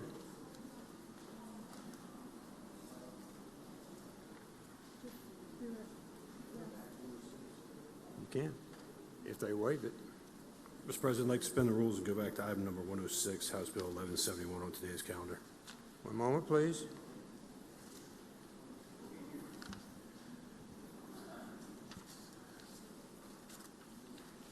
Suspend the rules to go back to 106 on today's calendar. All in favor signify by saying aye. Aye. Opposed, no. The ayes have it, Senator. We're on 106. Mr. Clerk, please read the title. House Bill 1171 grants increased oversight, accountability, and transparency in administration of by state agencies. Make the usual motions. Usual motion. All in favor signify by saying aye. Aye. Opposed, no. The ayes have it, Senator. I ask that Senator Sparks be recognized. Senator Sparks, you're recognized to explain the bill. Thank you, Mr. President. There was a strike all that was adopted in the committee. I have a substitute strike all here for the floor. It is the same language in primary respects. I'll go through what the changes are. This is also very similar to the language that we passed in the Senate bill earlier as well. This is just dealing with transparency of pass-through monies to grantees and sub-grantees. One of the things that we wanted to clarify is that these are funds that are appropriated by the state legislature. So in about 4 locations, we inserted that language specifically as state and federal funds that are appropriated by the state legislature, because we obviously appropriate spending authority for many of these. There was also a couple of comments from some agencies that federal law and the way they administer their program may have a different set of rules, so we have inserted the words unless that it is not applicable under federal law or unless it conflicts with federal law, unless required otherwise by federal law, where we felt that was appropriate.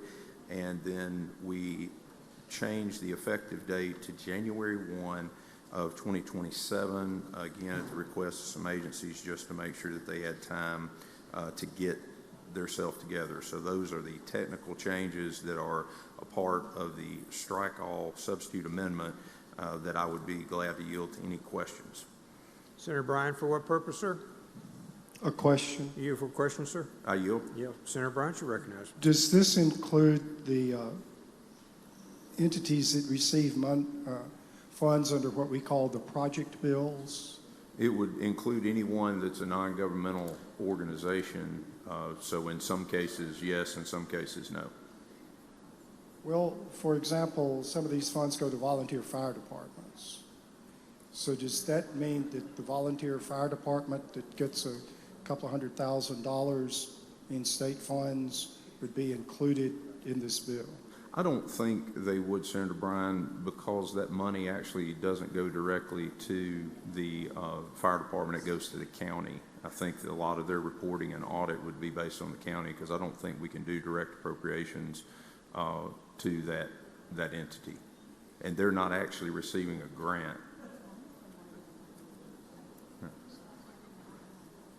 Well, we send money to a lot of organizations, and you've read the bill as I have, and does that mean that the individual local groups that get these funds would be subject to this bill? If they're a sub-grantee and they receive funds that we have appropriated, then I think yes could be the answer. I don't want to say no and there be an outlier, but yes, if someone receives an amount of money, and it's one of the things that we're dealing with right now with all the project funds that we've sent out that have yet to be spent, is that they have to spend it for the stated purpose. We have a bill currently that's going to allow us to amend some uses, so they're already responsible to spend it on the stated purpose. Okay, at some point before this bill gets into the little blue books, I would like for somebody somewhere within the sound of my voice to tell me, does this apply to the various and sundry local entities that are in the projects bill, as we call it? And if so, what all would be required of them under this bill? Thank you. Yes, Mr. Chairman. Anyone else? Seeing none, Senator. Move for adoption of the strike all amendment. All in favor signify by saying aye. Aye. Opposed, no. The ayes have it. And if there are no further questions, move for passage on the morning roll call. Use of the morning roll call has been requested. Anyone object? Mr. Green, of course, voting no. Present. Senator Thompson. Bill passes by use of morning roll call. Senator Thompson, pass and retain 112. Senator Blunt, pass and retain.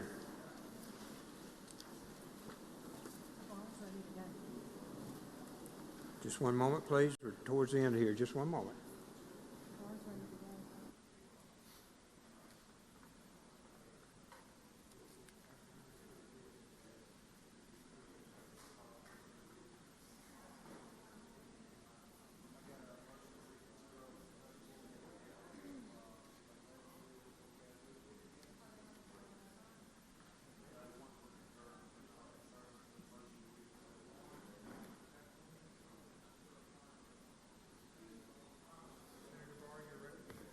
Senator Barr, you're recognized for what Thank purpose? you, Mr. President. I'd like to call up item 84, which we moved to the heel of the calendar, and have the title read. Mr. Clerk, please read the title. House Bill 1395, School District provides certain provisions regarding sale or lease of unused property. I make the usual motions. Senator makes the usual motion. All in favor signify by saying aye. Aye. Opposed, no. The ayes have it. Please proceed, Senator. Mr. President, we have two amendments to the House Bill 1395. The first will be a strike-all amendment by Senator Blunt, and then one to be followed by myself. So at this time, I'd ask that you recognize Senator Blunt for the first amendment. Senator Blunt, you're recognized. Thank you, Mr. President. Thank you, Mr. Chairman. Am I recognized to explain the strike-all amendment? Yes, sir, you are. Thank you, Mr. President. Ladies and gentlemen of the Senate, The bill before us is a House bill that deals with school buildings. You may remember we passed a Senate version of this bill earlier in the session. The amendment that I am offering today is simply dealing with school buildings, and that is to insert the language in the Senate bill as it relates to closed school buildings. The difference between the House bill that passed the House, essentially that it only gives charter schools 90 days to close on a building that has been closed, close at sale on a building that has been shut down by a school district.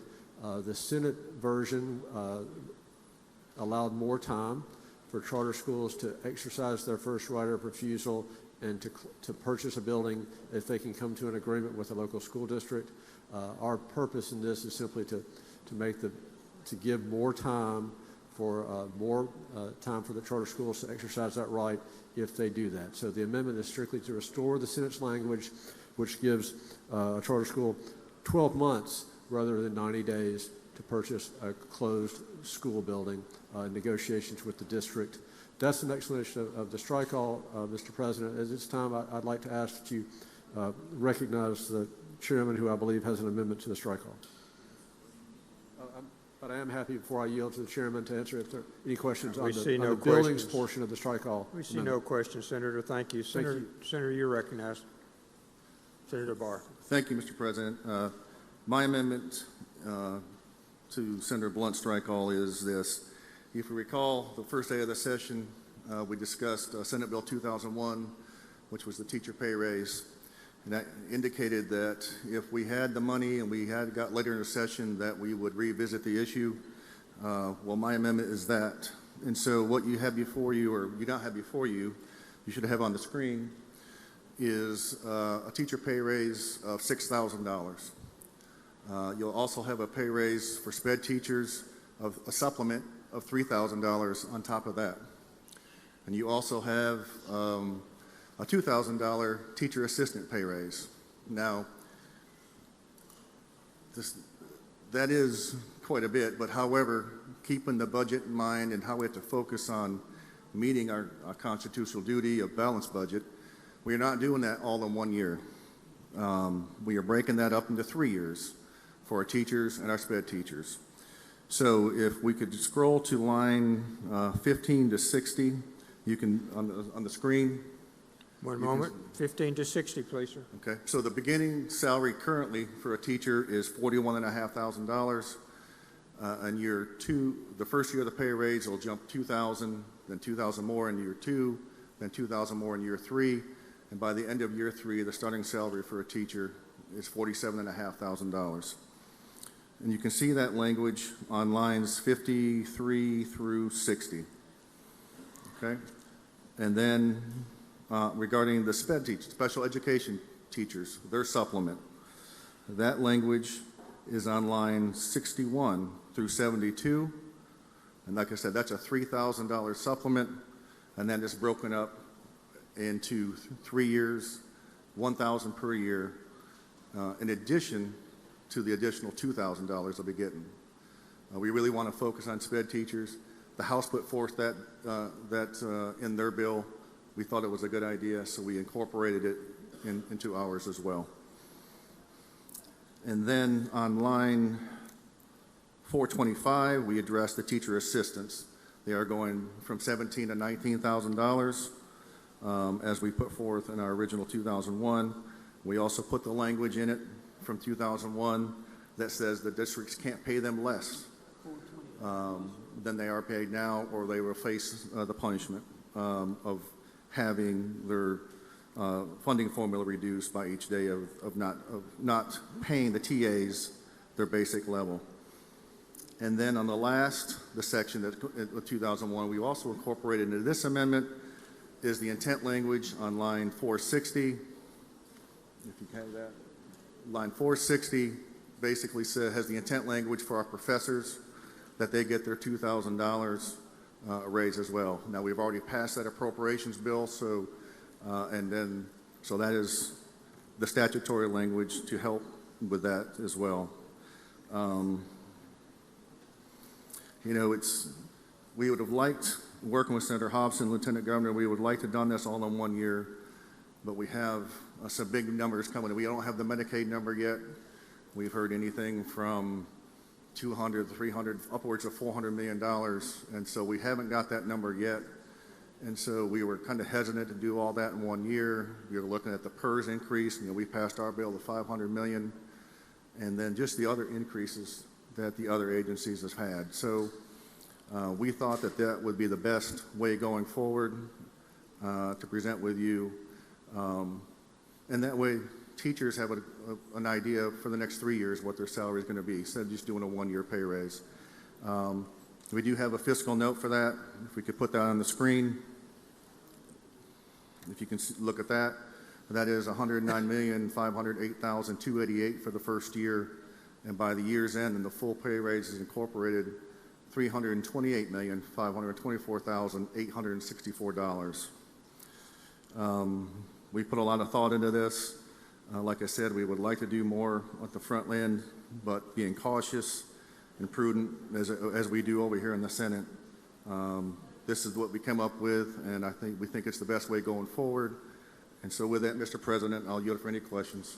Senator Simmons, D, for what purpose, sir? Question, Mr. President. Do you have a question, Senator? Yes, I do. Senator Simmons. Thank you, Mr. President. Chairman DeBar, I certainly want to thank you for supporting our teachers, and certainly Lieutenant Governor, his support for not only our teachers but for public education. When do we expect the $2,000 to be effective? Effective July 1st.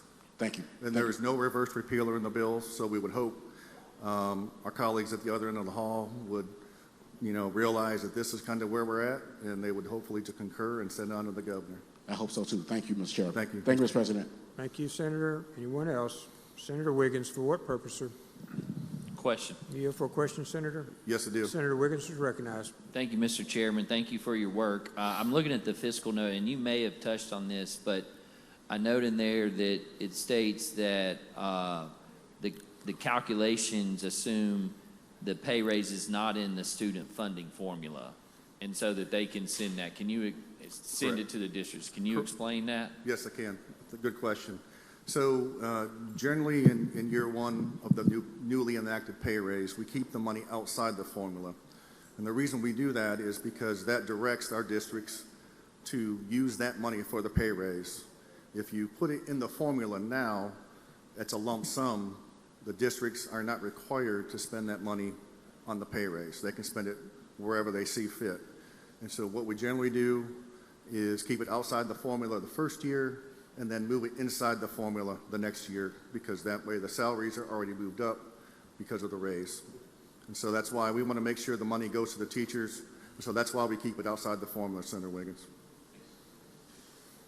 Senator Norwood, for what purpose?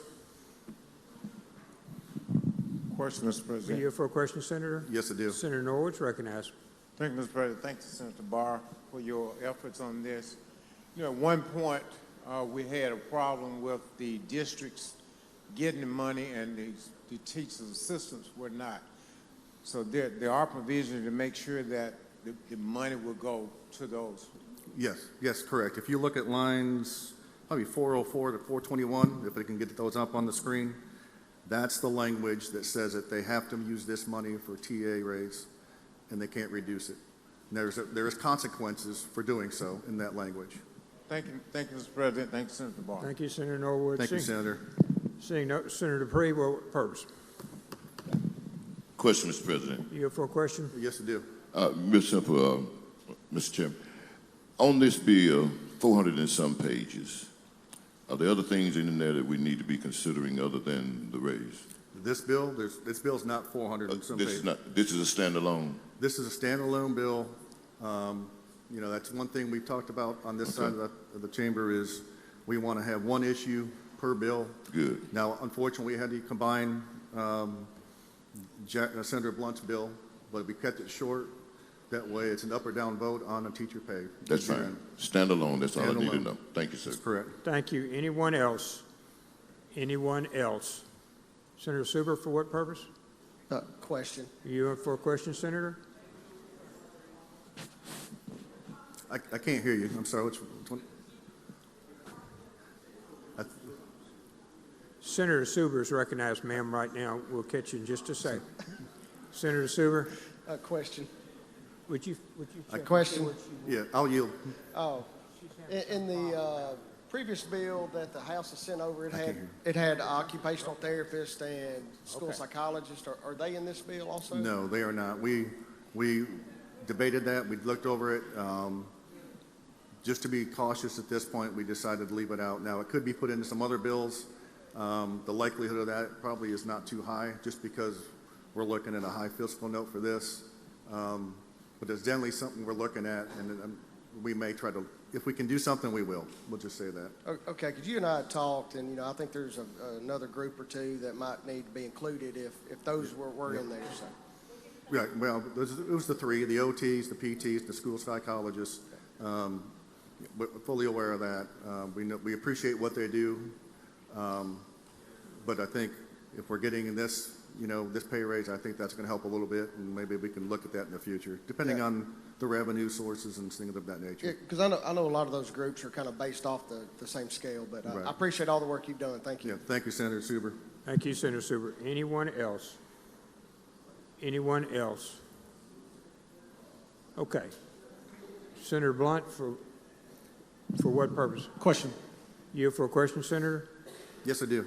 Thank you, Mr. Chairman. I know that the House bill that's on this topic was 472 pages, I think, and I've been very interested in the retirement system, and it brought forward a lot of changes to the retirement system, which I subsequently found out had not been vetted by the actuaries at the retirement system, PERS, has not been vetted by those actuaries at all, and I'm concerned that is going to add a lot of money to the unfunded liability of the retirement system. Is any of that, or is the retirement system in any way affected by your amendment?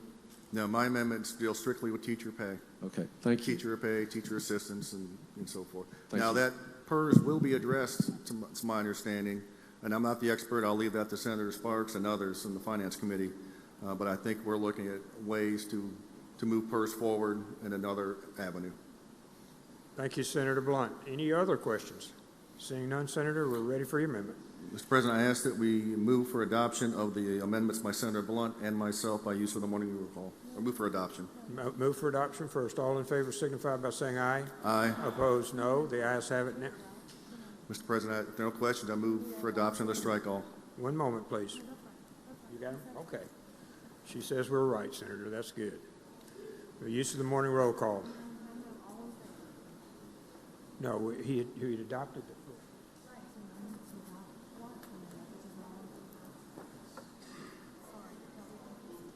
Okay, Senator, we adopted yours. Now we need to adopt Senator Blunt. So you can speak for him. Make the motion, please. Move for adoption. All in favor signify by saying aye. Aye. Opposed, no. The ayes have it. Now we're ready.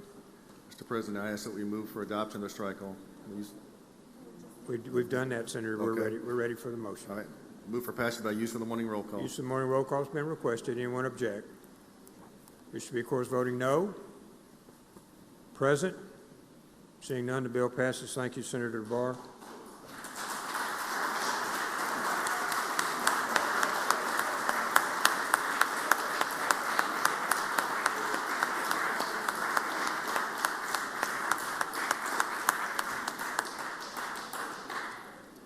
Okay. Thank you, Senator Barr. I'm going to go back to the heel of the calendar one moment. I think we had one.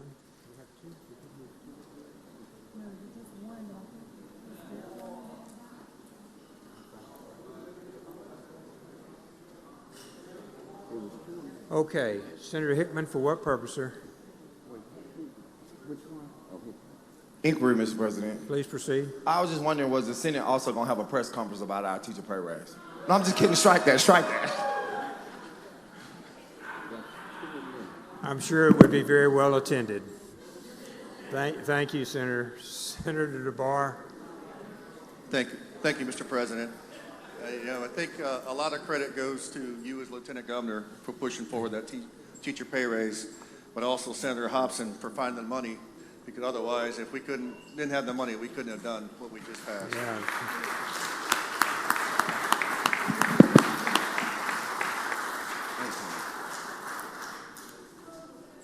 The reason he looks exhausted is he hasn't slept in about a week, and he's still got 2 weeks to go.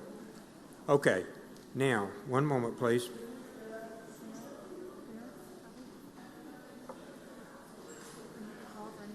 Senator Barrett?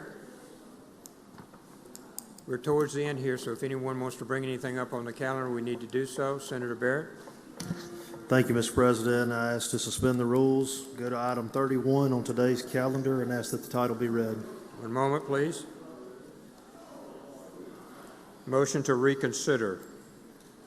Mr. Clerk, please read. First of all in favor signify by saying aye.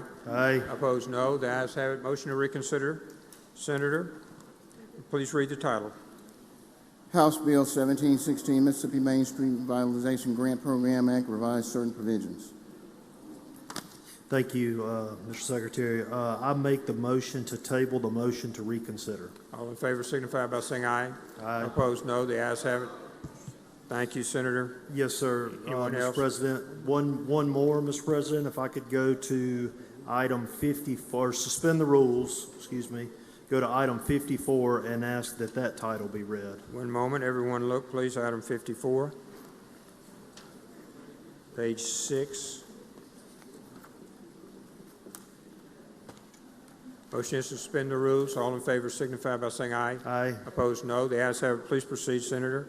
Thank you, Mr. President. My motion is that we do concur, and I ask Chairman Hobson to be recognized to explain. Chairman Hobson, you're recognized.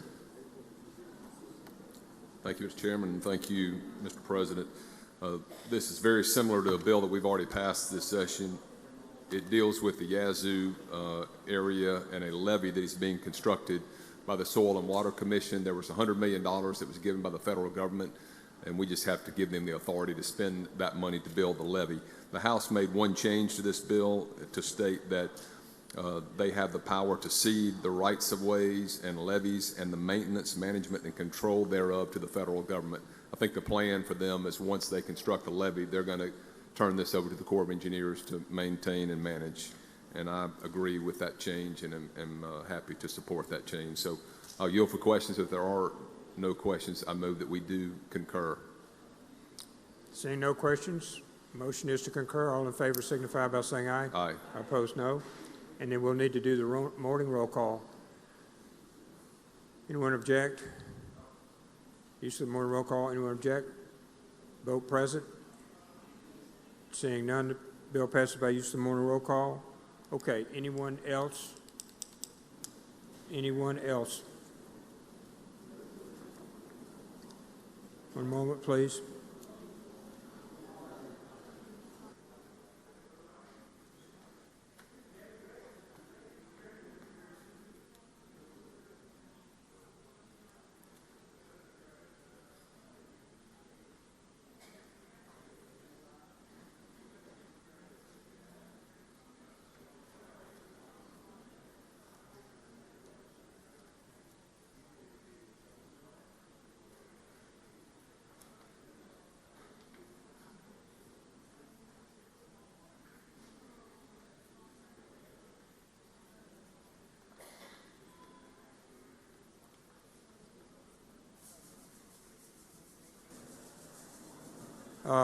We'll go to announcements and also remind y'all that we have a number of bills left to go, finance and others. So we're working this Friday, particularly after y'all had such a hard work today, and I appreciate everybody's hard work today. Very significant changes today. Senator Carter, for what purpose? Announcement. Please proceed. Some of you in the chamber may have received a note from me. I just want you to let you know that I did not write those notes. My fellow Senator McConnell was playing a little prank on me. Thank you, Senator Carter. Senator Black, one moment. Senator Hobson, for what purpose, sir? Thank you, Mr. President. Our standing appropriations meeting is at 10:30 tomorrow morning, room 216. Mr. President, I understand we have a few floor presentations in the morning, so I would say the later of 10:30 in the morning or immediately after recess tomorrow morning, full appropriations committee will meet in room 216. Thank you. Appropriations immediately after tomorrow morning. Senator Boyd. In the morning, we are going to have a confirmation hearing, and instead of 9 o'clock, I'm going to move that back to 9:30. 9:30, which committee, ma'am? Which committee? Universities and colleges. Universities and colleges, 9:30. Senator Hickman, Announcement, Mr. President. please proceed. The Boys and Girls Clubs of Mississippi Legislators reception will be held this afternoon from 5:30 to 7 at the Rick House by Manship. So they're inviting everyone to come out and fellowship with them. Thank you very much. Senator Suber, Announcement. please proceed. So today is our senior page Caleb's birthday, sir. Everybody wish him a happy birthday. Caleb.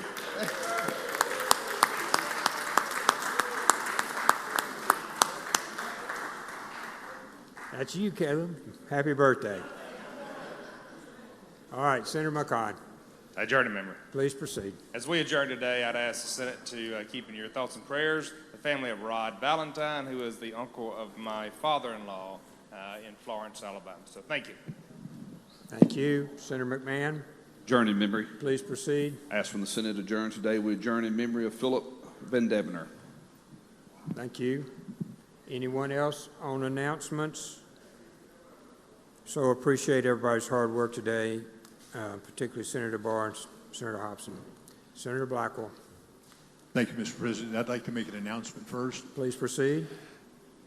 Page pictures will be taken tomorrow with the Lieutenant Governor and the following senators: Blunt, Boyd, Chazanall, England, Harkins, Johnson, McMahon, Michelle, Mumford, and Norwood. That'll be at 9:45 in the Senate chamber. 9:45 Senate Chamber. Appreciate everyone's help today. Senator Blackwell, you're recognized. Thank you, Mr. President. I move the Senate stand in recess till 5 p.m., at which time the Journal will reflect we're adjourned until 10 a.m. tomorrow morning. 10 a.m. tomorrow morning. All in favor signify by saying aye. Aye. Opposed, no. The ayes have it.